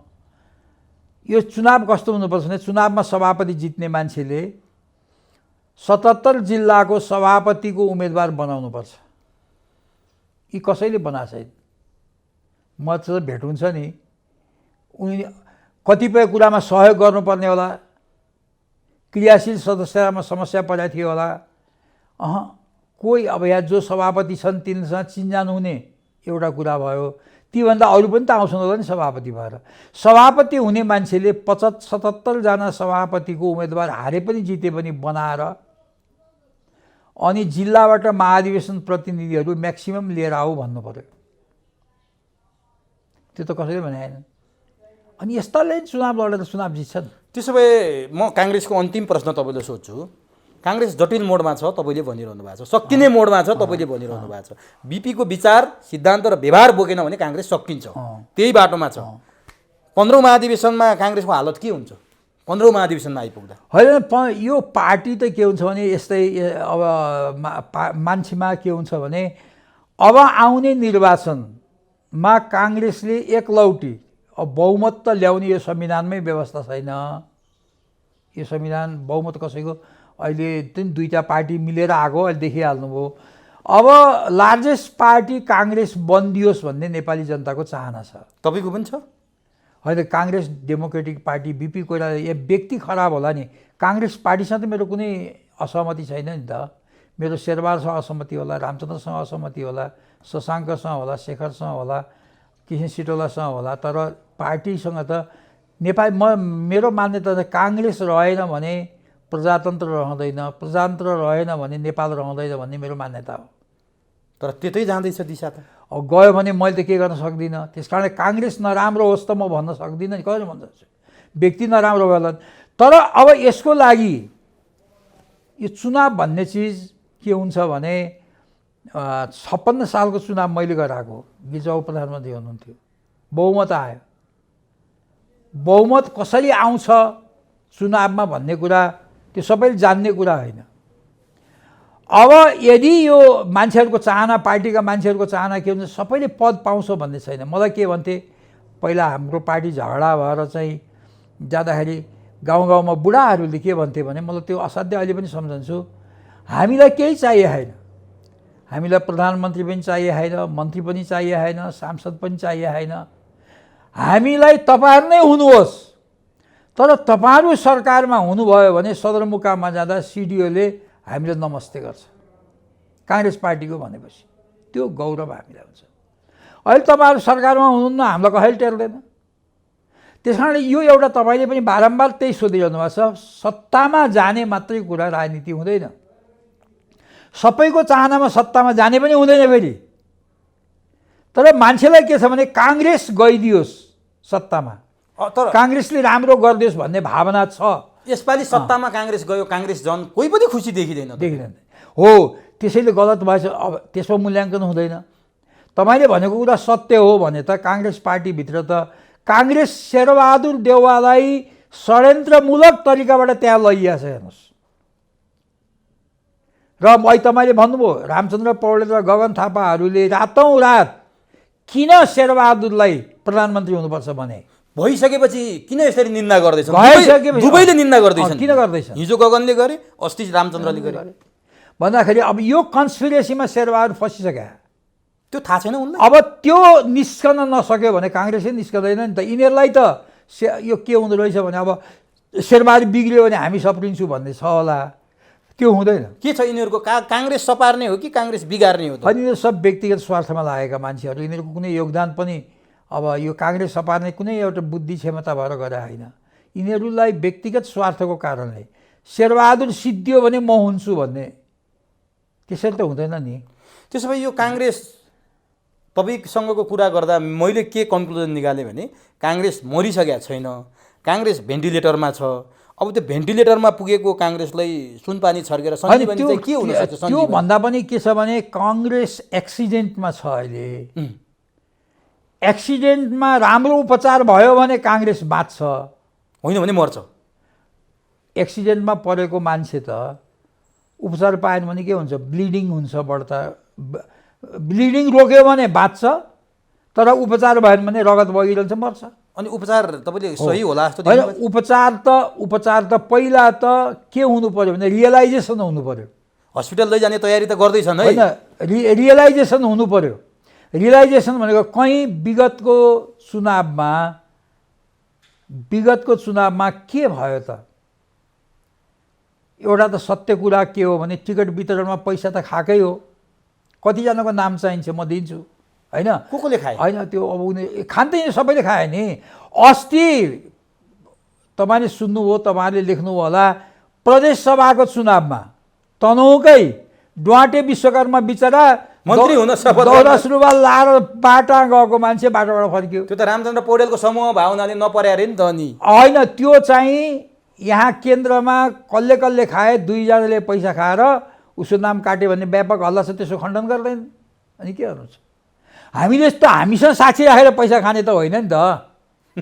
तर बाहिर हल्ला भएपछि अहिलेसम्म होइन, धर्मनिरपेक्षको लागि यति करोड र यति करोड लियो भने किताब निस्किया छ। तपाईँकै वरिष्ठ नेताले खानुभयो अरे नि त त्यो। खोइ कसले खायो, तर खण्डन गर्नु पर्दैन, मुद्दा हाल्न पर्दैन, तर हाल्दैन। यस्ता यस्ता कुराले काङ्ग्रेस फस्यो। हो, त्यही हो। अनि काङ्ग्रेसले यस्ता यस्ता कुरा गरेर आफू फस्यो। अब 62-63 को आन्दोलनपछि काङ्ग्रेस पनि यो अवस्थामा पुग्यो, कोमामा पुग्यो, देश पनि त्यही अवस्थामा पुग्यो भन्छन्। 62-63 को कहाँनिर गल्ती भएको छ? होइन, कहाँनिर होइन। अब 62-63 को एउटा के मूल्याङ्कन गर्नु भने एउटा कुरा त हो नि, त्यत्रो आन्दोलनको नेतृत्व गरेको गिरिजाप्रसाद कोइरालाको पार्टीले होइन, गणतन्त्र आएपछिको निर्वाचनमा पराजय भयो। नेकपा एमाले अत्यधिक माओवादीले अत्यधिक बहुमत, काङ्ग्रेसको 37, नेकपा एमालेको 33। त्यसपछि अहिलेसम्म काङ्ग्रेसको यो बेहाल भएको छ। किन भयो भन्ने कुरा विश्लेषण गरेन भने काङ्ग्रेस डुब्छ। र मलाई सोध्नुहुन्छ भने आज काङ्ग्रेसको यो अभिगत हुनुको प्रमुख कारण 12 बुँदे सम्झौता हो। त्यसको कारण गिरिजाप्रसाद। त्यसैले आज गिरिजाप्रसाद कोइरालाको नाम प्रचण्डले बाहेक अरू कसैले लिँदैन। किन? गिरिजाप्रसाद कोइरालाको जन्म जयन्ती पार्टी कार्यालयमा भव्यताका साथ मनाउनु पर्ने। संयोगले त्यो दिन म तपाईँसँग अन्तर्वार्तामा थिएँ होइन, कहीँ कतै केही थिएन। गिरिजाप्रसाद कोइरालालाई प्रत्येक भाषणमा रामचन्द्र पौडेल, शेरबहादुर देउवा, कृष्ण सिटौलाले लिनुपर्ने होइन, शशाङ्क र शेखर कोइरालाले लिएको सुन्दिनँ म त। त्यही सुजाता कोइरालाले कहिलेकाहीँ ल्याएको सुनिन्छ। त्यही अब काङ्ग्रेस पार्टी कस्तो भयो भन्दाखेरि गणेशमानजीको लाई प्रकाशमानले सम्झाउनु पर्ने, गिरिजाप्रसाद कोइरालालाई सुजाताले सम्झाउनु पर्ने, महेन्द्रनारायण निधिलाई विमला निधिले सम्झाउनु पर्ने, कृष्णप्रसाद भट्टराईलाई अमिता कपालीले सम्झाउनु पर्ने,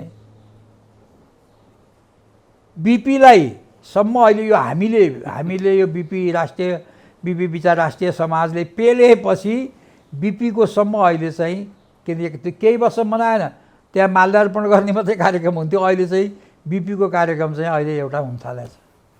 अनि भन्दाखेरि के मतलब कस्तो पार्टीको मान्छे पार्टी कार्यालयमा यस्तै कार्यक्रम गर्नुपर्छ भनेर मैले नै त्यो नेपाली काङ्ग्रेसको भवन बनाउँदाखेरि त्यहाँ एउटा हल 500-600 मान्छे अट्ने हल बनाइदिएको छु। सभापतिले एउटा आदेश दिए हुन्छ अथवा जान्छु भने हुन्छ, मुख्य सचिवले प्रेसलाई खबर गरिदिए, प्रेस आइहाल्छन्। काङ्ग्रेसको सभापतिले भाषण गरिदिए भनेपछि होइन, हाम्रा यत्रा नेताहरू बिपी कोइराला, सुवर्ण शमशेर, गणेशमान सिंह, कृष्णप्रसाद भट्टराई, गिरिजाप्रसाद कोइराला, महेन्द्रनारायण निधि, योगेन्द्रमान शेरचन होइन, यस्ता रामनारायण मिश्र, सरोज कोइराला, तेजबहादुर आमात्य होइन, जगत प्रकाशङ शाह, यस्ता नेताहरूको बारेमा हामीले मिनिमाइज गरेर हामी ठुलो हुन्छौँ, त्यति गर्न सकिँदैन। वर्षमा एकचोटि एउटा नेताको फुलमाला एउटा फोटोमा राख्ने काम पनि नगरिकन हामी ठुल्ठुला कुरा गर्दैछौँ अहिले। अनि यो पार्टी रहन्छ त्यो त्यति गर्नुपर्छ। ल त्यो पनि छोडिदिउँ। अब बिपी कोइरालाको सिद्धान्तलाई छोड्यौँ, बिपी जयन्ती मनाउनु जरुरी भएन। गणेशमानजीको सिद्धान्त छोड्यौँ, महेन्द्रनारायण निधिको सिद्धान्त छोड्यौँ, तर गिरिजाप्रसाद कोइराला जो 12 बुँदेका यत्रो प्रवर्तक, जसले यो देशमा 238 वर्षको राजतन्त्र समाप्त पार्यो, जसले यो देशमा संविधान सभाको निर्वाचन गरायो, जसले यो देशमा सङ्घीयता ल्यायो, गणतन्त्र घोषणा, जसले यो देशमा गणतन्त्र ल्यायो, 238 समाज, जसले यो देशमा धर्मनिरपेक्षता ल्यायो, यत्रो धेरै ठुलो कामहरू विश्वकै नेताहरू कसैले गर्दैनन्। त्यसको वर्षमा एक दिन पनि काङ्ग्रेसले भव्यताका साथ नमनाउने। अब पछि 24 गते देखिहाल्नु होला, तपाईँको यो इन्टरभ्यू आउँदा आउँदा भदौ 24 गते बिपी जयन्ती, खै कतै केही छैन भन्दाखेरि अब या त अहिलेका नेताहरूले यी सबैभन्दा हामी ठुलो हौँ भन्न खोज्या हो, त्यो पनि हुनसक्छ। होइन भने त जसको सिद्धान्त मान्ने त्यसलाई यत्रो अपहेलना गर्ने कुरा त यो राजनीतिमा अपराध हुन्छ क्या। गिरिजाप्रसाद कोइरालाले 12 बुँदे सम्झौता गरेपछि तपाईँलाई चित्त बुझेको थिएन। त्यो 62-63 को आन्दोलनको नेतृत्व गोविन्दराज जोशीले लिँदासम्म यी कुराहरू आएको थिएनन्, हामी पढ्छौँ कहीँ कतै भेट्छौँ। तर तपाईँलाई पनि त्यो नेतृत्व गर्न दिइएन, सबै नेता जेलमा थिए, तपाईँ तनहुँबाट आएर तपाईँले आन्दोलनको नेतृत्व गर्नुभएको थियो, तपाईँ ब्याक हट्नुभयो। त्यो किन हट्नुभयो तपाईँले भनिसक्नु भएको छ। त्यति बेला तपाईँलाई मात्रै चित्त बुझेको थिएन, अहिले काङ्ग्रेसका धेरै नेताहरूलाई यो गिरिजाप्रसाद कोइरालाको 12 बुँदे सहमति, माओवादीसँगको हिमचिम, माओवादीको एजेन्डा बोकेको मन परेको थिएन। अब त अलिअलि बोल्न थाल्यो नि त। सबै मानिसहरू अत्याधिक जेलमा थिए। म दमोलीबाट छुटेर आएँ, गिरिजाबाबु जेलमा हुनुहुन्थ्यो। गिरिजाबाबुकै नामबाट त्यो आन्दोलनको घोषणा मैले गरेँ। त्यो आन्दोलनमा त्यो घोषणापत्रमा के छ भन्ने कुरा मसित छ अहिले पनि। त्यो बेला 2टा गिरिजाबाबुको नामबाट वक्तव्य निकालिएको थियो। एउटा चाहिँ फागुन 7 गते जसले आन्दोलन सुरु गर्यो, र अर्को चाहिँ यो निर्वाचन सार्न पर्ने थियो हाम्रो अधिवेशन, होइन? त्यसले त्यसमा दिएको 2टा वक्तव्य मैले नै निकालेको, अहिले पनि मसँग छ त्यो वक्तव्य जस्ताको तस्तै। त्यति बेला 12 बुँदे सम्झौता, एउटा त 12 बुँदे सम्झौतामा पनि अहिले जे गरिएको छ त्यो छैन।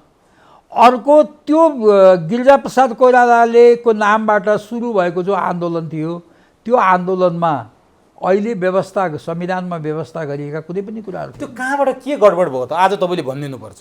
होइन, गडबड त अब काङ्ग्रेसले गर्यो नि। यो राजनीतिमा कस्तो हुँदो रहेछ भन्नु होला भनेदेखि हेर्नुहोस्, तपाईँको हामीहरू नेपाल काङ्ग्रेसमा 2 ग्रुप थियो त्यतिखेर भनौँ न। किसिनजी अलि इन्एक्टिभ भइसक्नु भएको थियो, र किसिनजीको समर्थन शेरबहादुरजीलाई थियो। काङ्ग्रेस पार्टी फुट्यो। अब यो त फुटाउने जोडाउने पनि हाम्रो हातमा हुँदो रहेछ। अनि त्यसपछि गिरिजाबाबुको ग्रुप एउटा थियो, हामीहरू गिरिजाबाबुको क्याम्पमा थियौँ, र गिरिजाबाबुको क्याम्पमा चाहिँ यो धर्मनिरपेक्षता र गणतन्त्र र यो संविधान सभाको बहुमत थिएन। यिनीहरू अल्पमतमा थिए धर्मनिरपेक्षवालाहरू। नभएपछि शेरबहादुरजीकोमा चाहिँ गणतन्त्रवादी, धर्मनिरपेक्षतावादी र संघीयतावादीको बाहुल्यता थियो। त्यस कारणले यो काङ्ग्रेस पार्टीलाई मिलाउनु पर्यो, र मिलाएपछि यो 3टै प्रस्ताव काङ्ग्रेसको विशेष महाधिवेशनमा जाँदा किसिनजीले बहिष्कार गर्नुभयो र किसिनजीले एउटा पार्टी छोड्नुभयो।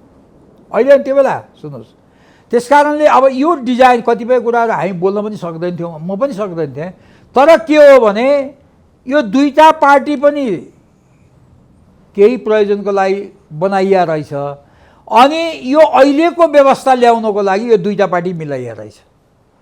त्यो बेला शेरबहादुरजीको पक्षमा गणतन्त्रवादीहरू धेरै थिए, शेरबहादुरजीको पक्षमा धर्मनिरपेक्षतावादीहरू धेरै थिए, शेरबहादुरजीको पक्षमा संघीयतावादी धेरै थिए। गिरिजाबाबुको ग्रुपमा चाहिँ यो 3टै माइनोरिटीमा थियो, बहुमत पुर्याइयो उताबाट मिलायो। अनि त्यसका अब फेरि तर गिरिजाप्रसादको अब परिस्थितिले गिरिजाप्रसाद कोइरालालाई माइनस गरेर गरिएको सम्झौताले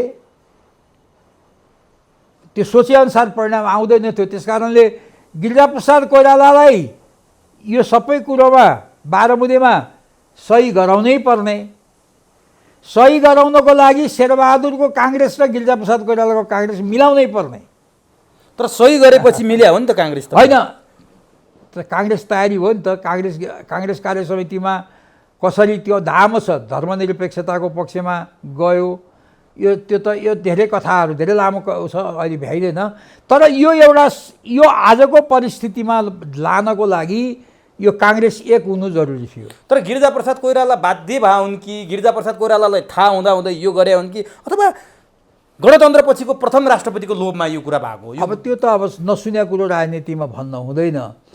तर मैले चाहिँ गिरिजाबाबुलाई एक्लै भनेको थिएँ, म नचाहिँदो कुरो फेरि मैले यस्तै हुन्छ भनेको थिएँ, तपाईँ साँच्चै गणतन्त्रको पक्षमा हुनुहुन्छ त भनेर मैले सोधेँ हो। के भन्नुभएको थियो उहाँले त्यतिखेर? त्यो भन्दाखेरि अन्तिममा के भयो भनेदेखि उहाँलाई रुम एरेस्ट गरियो 62-63 को बेलामा। होम एरेस्ट पनि होइन, एउटा रुममा राखियो उहाँलाई। अब त्यसपछि उहाँले राजासित कुरा गर्न खोज्नुभयो पनि है, त्यो सम्भव भएन। उहाँले जस्तो स्थानीय निकायको निर्वाचन उहाँले के भन्नुभयो भने यो कन्फ्रन्ट्रेसनमा जानु हुँदैन, स्थानीय निकायको निर्वाचनमा लाई राजाले पोस्टपोन गर्यो भने यसलाई डायलग गरेर अन्त गर्न सकिन्छ भन्ने उहाँको धारणा थियो। उहाँ विराटनगरमा हुनुहुन्थ्यो, आन्दोलन चलिरहेको थियो, कर्फ्यू सर्फ्यू लागेको थियो नि, म काठमाडौँमा थिएँ, उहाँले मलाई टेलिफोन गर्नुभयो, यो कुरा राजा कहाँ पुर्याउनुहोस् भन्नु। एउटा कर्फ्यू लागेको छ, दोस्रो राजा कहाँ कसरी पुर्याउने, त्यो पनि गाह्रो। बेलुका चाहिँ 2 घन्टा कर्फ्यू अफ हुन्थ्यो त्यति बेला। अनि म यो बुद्धनगरको बाटो मोटर बाइकमा काठमाडौँ आएँ, तर त्योभन्दा अगाडि चाहिँ तपाईँको त्यति बेला राजा मन्त्री परिषदको अध्यक्ष, मसँग त भेट हुन सक्ने सम्भावना थिएन। तुलसीगिरी र कीर्तिनिधि विष्ट चाहिँ उपाध्यक्ष थिए। भनेपछि राजा कहाँ लाने बेस्ट माध्यम त यिनै दुईटा हुन्। त्यसमध्ये अब विष्टसँग पनि मेरो भेट्ने सम्भावना भएन। नभएपछि मैले तुलसी गिरीलाई गिरिजाबाबुको मेसेज पुर्याइदिएपछि राजा कहाँ त पुग्ने भयो नि त। भएर तुलसी गिरी यो बालुवाटारमा बस्नुहुन्थ्यो। अब त उहाँ मरिसक्नुभयो, कतिपय कुराहरू मान्ने नै हुन्छ नमान्ने हुन्छ, तर एकजना साक्षी हुनुहुन्छ। त्यो तुलसी गिरीकै आडमा दीपक बोहरा बस्थे। अनि दीपक बोहराकै घरमा म पहिला गएँ, अनि तुलसी गिरी पछाडि आए। त्यसपछि तुलसी गिरी निस्किए, अनि म निस्केर पाटना आएँ। भनेपछि त्यो गाडसाडले पनि देख्ने कुरा भएन। र मैले उहाँलाई गिरिजाबाबुको कुरा भने, गिरिजाबाबुले चाहिँ यो स्थानीय निकायको निर्वाचन सारिदियो भने अलि वातावरण बनाउन सजिलो हुन्छ भन्दा, र यो कुरा तपाईँले गिरिजाबाबुलाई सोझै भने पनि भयो, या मलाई पास गरिदिनु भने म त्यसको रिप्लाई गर्छु भनेपछि हुन्छ भनेर तुलसी गिरीले राजा कहाँ त्यो कुरा भनेनन्, हामीले देख्ने कुरा भएन। तर मलाई जवाफ के दिए भने महाराज धिराजबाट इट इज टु लेट भनिबक्सियो भने। अनि गिरिजाबाबु त्यसपछि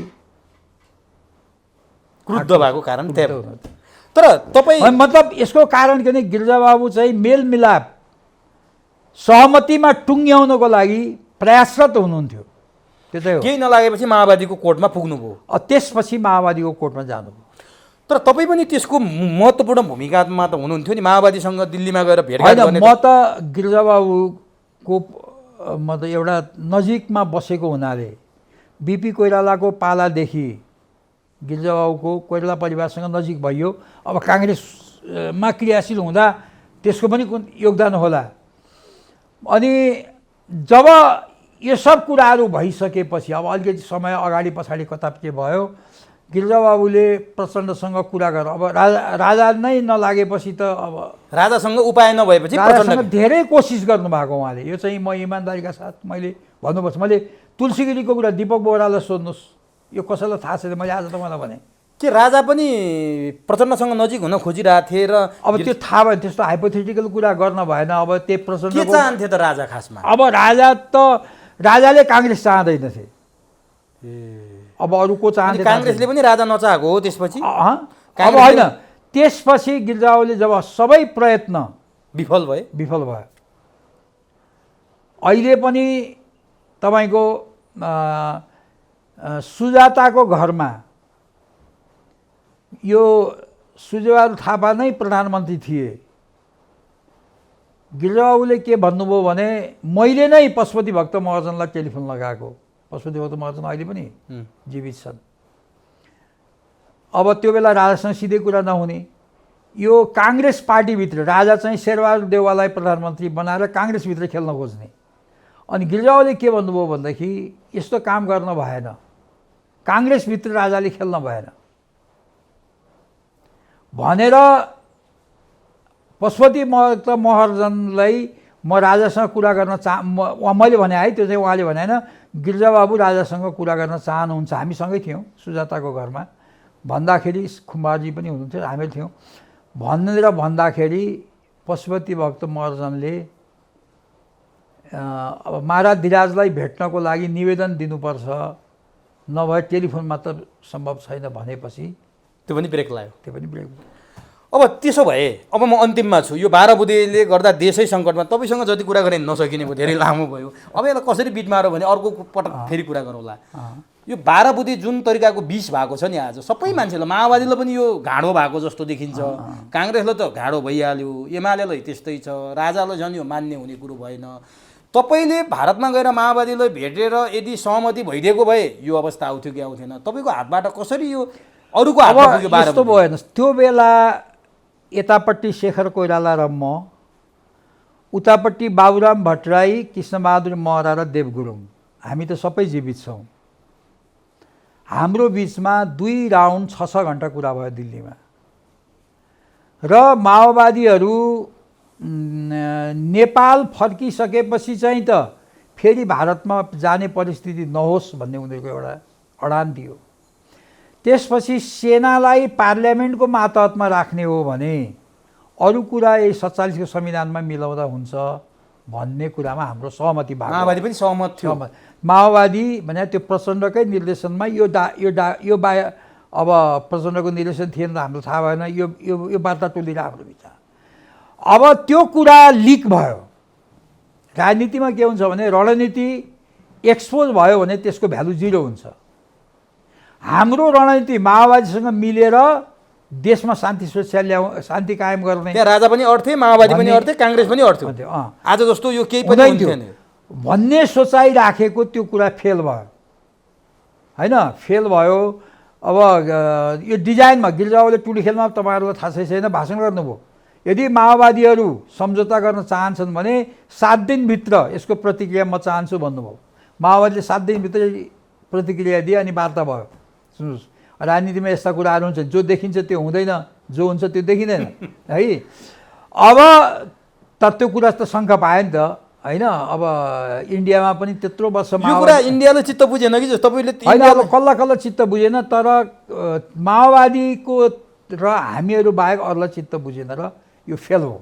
तर त्यत्रो माओवादी के अरे इन्डियामा बसेर युद्ध गरेका छ, तपाईँहरू वार्ता गर्नुभएको छ, इन्डियालाई तपाईँहरूले विश्वासमा नलिँदाखेरि भएको हो कि जस्तो लाग्यो। होइन, अब त्यो चाहिँ मलाई पनि थाहा छैन, तर कुरा के भने यो भइदिएको भए यो देशले राम्रो विकास पाउँथ्यो। र अहिले पनि भन्नुभयो, अब पनि यो कहिलेकाहीँ के हुन्छ भने बिपी कोइरालाबाट सिक्ने कुरा के हो भने बिपी कोइरालाले जहिले पनि देशलाई, म हिजो पनि उहाँको एउटा अन्तिम अन्तर्वार्ता अहिले त्यो हिमालमा निस्किया रहेछ, त्यहाँ चाहिँ नरेश कोइरालाको एउटा फोटोसहित थियो, मैले फोटोसहित छ, त्यो हेर्नु होला, हङकङमा उभिएको फोटो। त्यहाँ उहाँले के भन्नुभएको छ भने जहिले पनि उहाँले देशसँग आफूलाई तुलना गर्नु भएन, देशलाई प्राथमिकता दिनुभयो, सिद्धान्तसँग आफूलाई तुलना गर्नु भएन।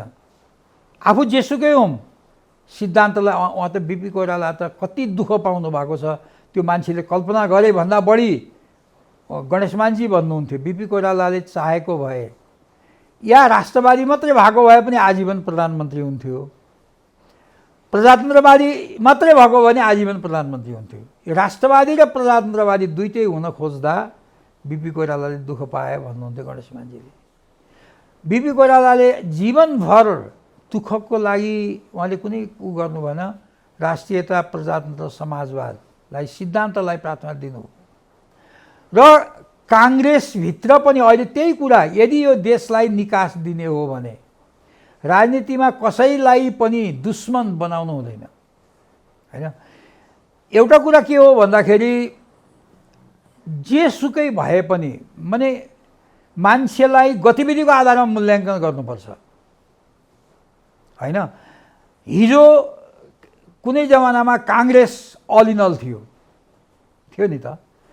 काङ्ग्रेस घटनाक्रमले गर्दा अहिले त शक्तिशाली छैन। हिजोकै त्यही 62-63सम्म गिरिजाप्रसाद कोइरालाले नेतृत्व नगरे भए यो आन्दोलन सफल हुँदैन थियो। अहिले त काङ्ग्रेसको त्यो पोजिसन त छैन, तर अहिले पनि काङ्ग्रेस सरकारमा आउनुपर्ने बाध्यता त रहेछ।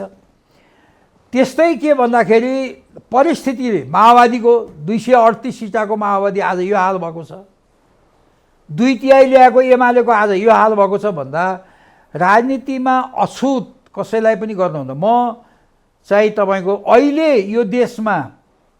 यो देशको समस्या समाधान गर्नलाई हामीहरूले आफ्नै बारेमा सोच्ने कि देशको बारेमा सोच्ने, अहिले चाहिँ कसैले पनि देशको बारेमा सोचे छैन। कसको सरकार बनाउने, कसको एमाले फुटाउने, काङ्ग्रेसको बहुमत ल्याउने, अब काङ्ग्रेस फुटाउने ओलीको बहुमत बनाउने होला होइन। हामीले यो बाटोलाई छोडेर यो देशमा जेसुकै भए पनि प्रचण्ड एउटा शक्तिमा कायम भएको छ।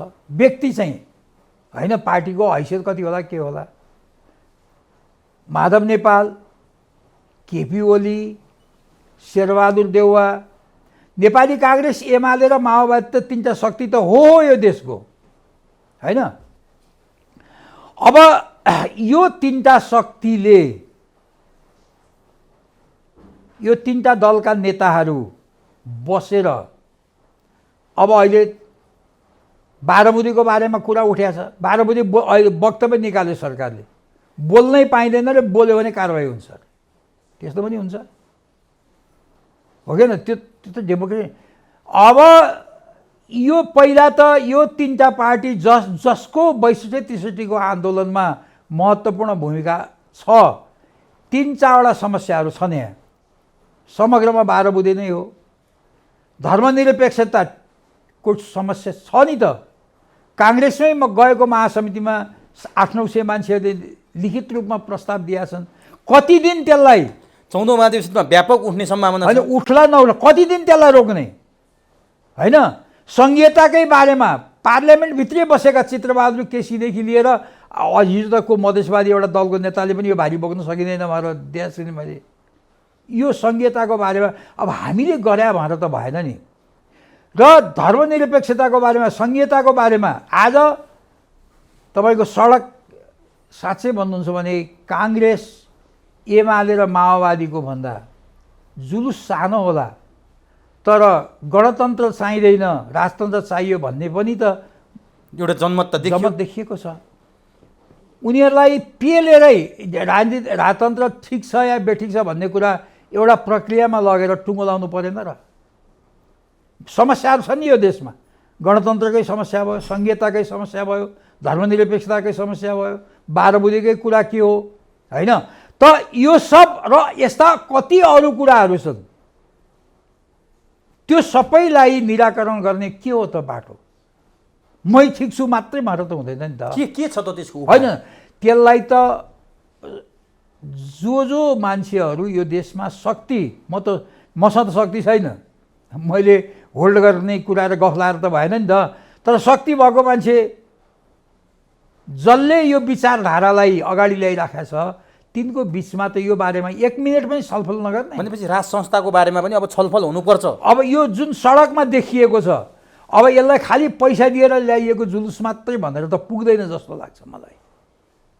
यिनीहरू तयार छैनन्। फेरि तपाईँले जसलाई इङ्गित गर्नुभयो, जो शक्ति होइन, मैले तयार छन् भनेको होइन, तर देशको महत्त्वपूर्ण मान्छे भनेको त अहिले ओली नै हो नि, माधव नेपालै हो नि, उनीहरूको भित्रै चाहिँ झगडा होला, प्रचण्ड नै हो नि, शेरबहादुरै हो, यो 4 जना हो कि होइन? जनताले मान्ने त यो 4 जना हो नि त। आफ्नो पार्टीभित्र झगडा होला, यिनले के गरिदिनु पर्यो त? यी 4 जनाले 4 जना बसेर देशको समस्या आइडेन्टिफाई गर्नु पर्यो, देशको समस्याको निराकरणको बाटो पत्ता लगाउनु पर्यो। यदि गरेनन् भने के देख्नुहुन्छ भावी दिनमा? गरेन भने त नेपालको भविष्य छैन। त्यो भनेर मात्रै भयो भविष्य छैन भनेर के कस्तो देखिन्छ? होइन, अब यो हेर्नुहोस्, अब यो यहाँ त कति बेला के हुन्छ भन्न सकिँदैन। देशको आर्थिक व्यवस्था दिन प्रतिदिन दयनीय हुँदै गएको छ। अब दार्चुलामा हेर्नुहोस् त, आकाशमा विदेशी हेलिकप्टर घुमेछन्, सेनाले के गर्छ, पत्राचार गर्छ, थाहा छैन। गृह मन्त्रालयले विज्ञप्ति निकाल्छ, भारतको पुतला, प्रधानमन्त्रीको पुतला नजलाऊ भन्छ। यहाँ कसैको विरोध नगर भन्छ, नबोल भन्छ।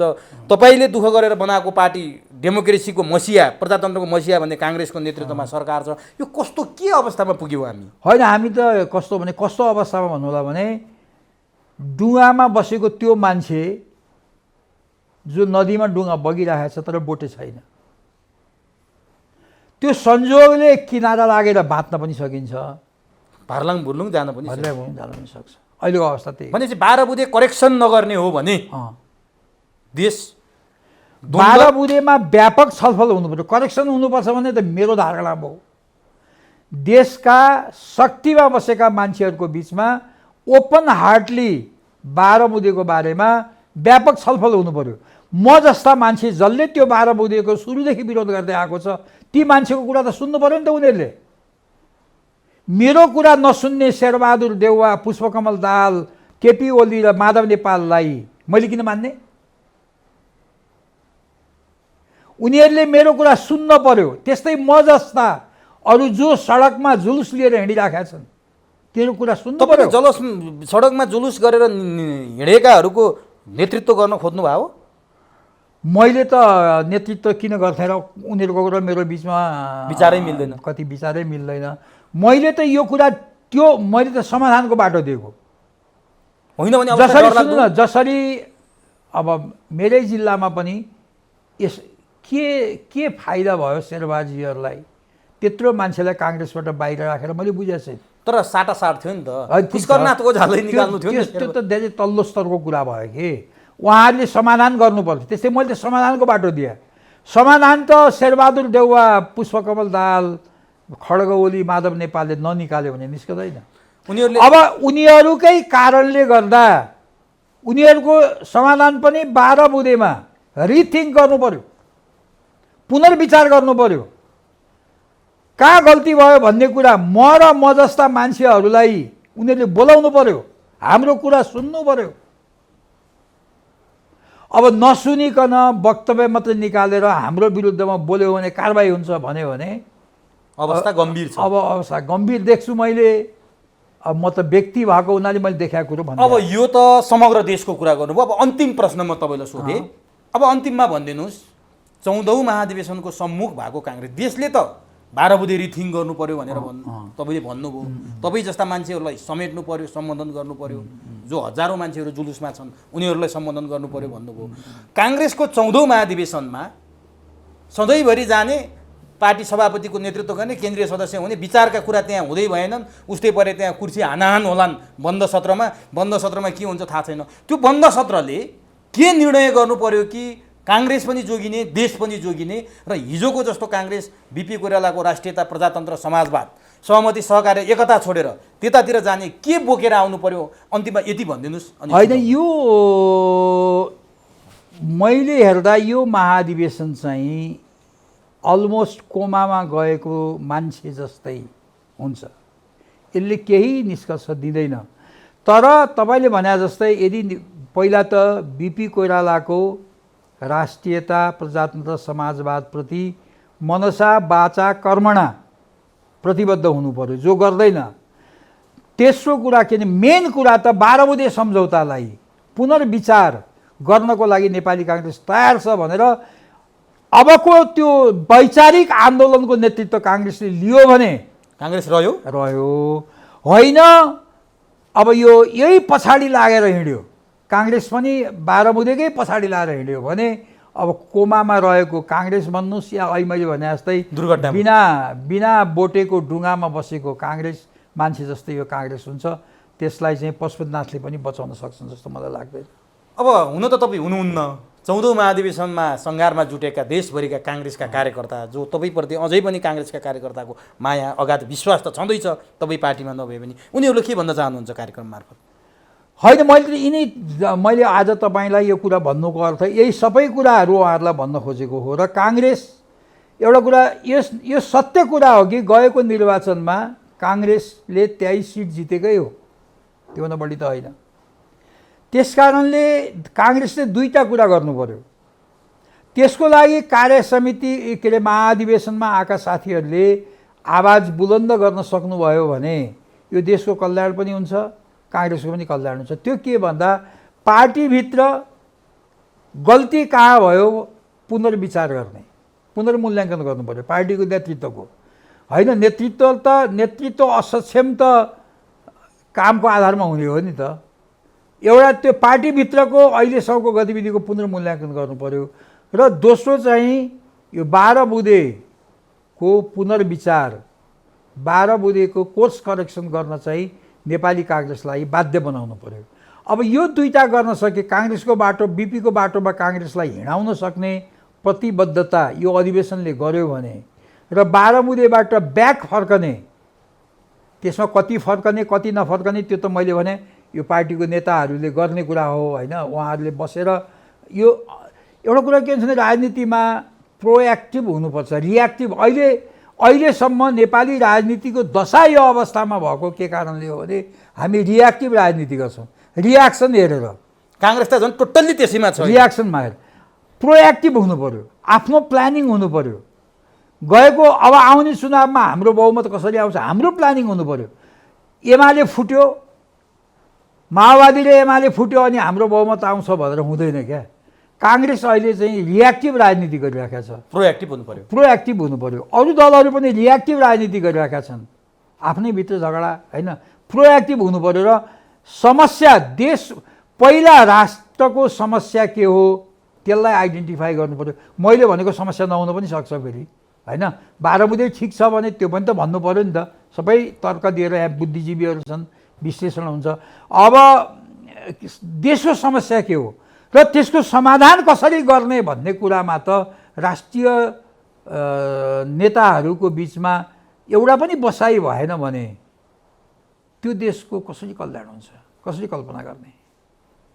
मेरो त्यस कारणले सबै महाधिवेशन प्रतिनिधि साथीहरूलाई राष्ट्रप्रति गम्भीर हुन, बिपी कोइरालाले प्रतिपादन गरेको सिद्धान्तप्रति गम्भीर हुनको लागि मेरो प्रयास हो, मेरो अनुरोध हो। हस्, समय दिनुभयो। काङ्ग्रेस पार्टीभित्रको समग्र देशको 12 बुँदेको त्यो बेलादेखि यो बेलासम्मको सम्पूर्ण कुरा आम दर्शकलाई जानकारी गराइदिनु भयो, यसको लागि तपाईँलाई हार्दिक धन्यवाद। धन्यवाद। जय नेपाल। मेरो पनि मेरा कुराहरू तपाईँ मार्फत सम्पूर्ण दर्शक श्रोता महानुभावहरू कहाँ पुर्याइदिनु भएकोमा तपाईँलाई र तपाईँको यो टेलिभिजनप्रति हार्दिक आभार व्यक्त गर्छु। धन्यवाद। जय नेपाल।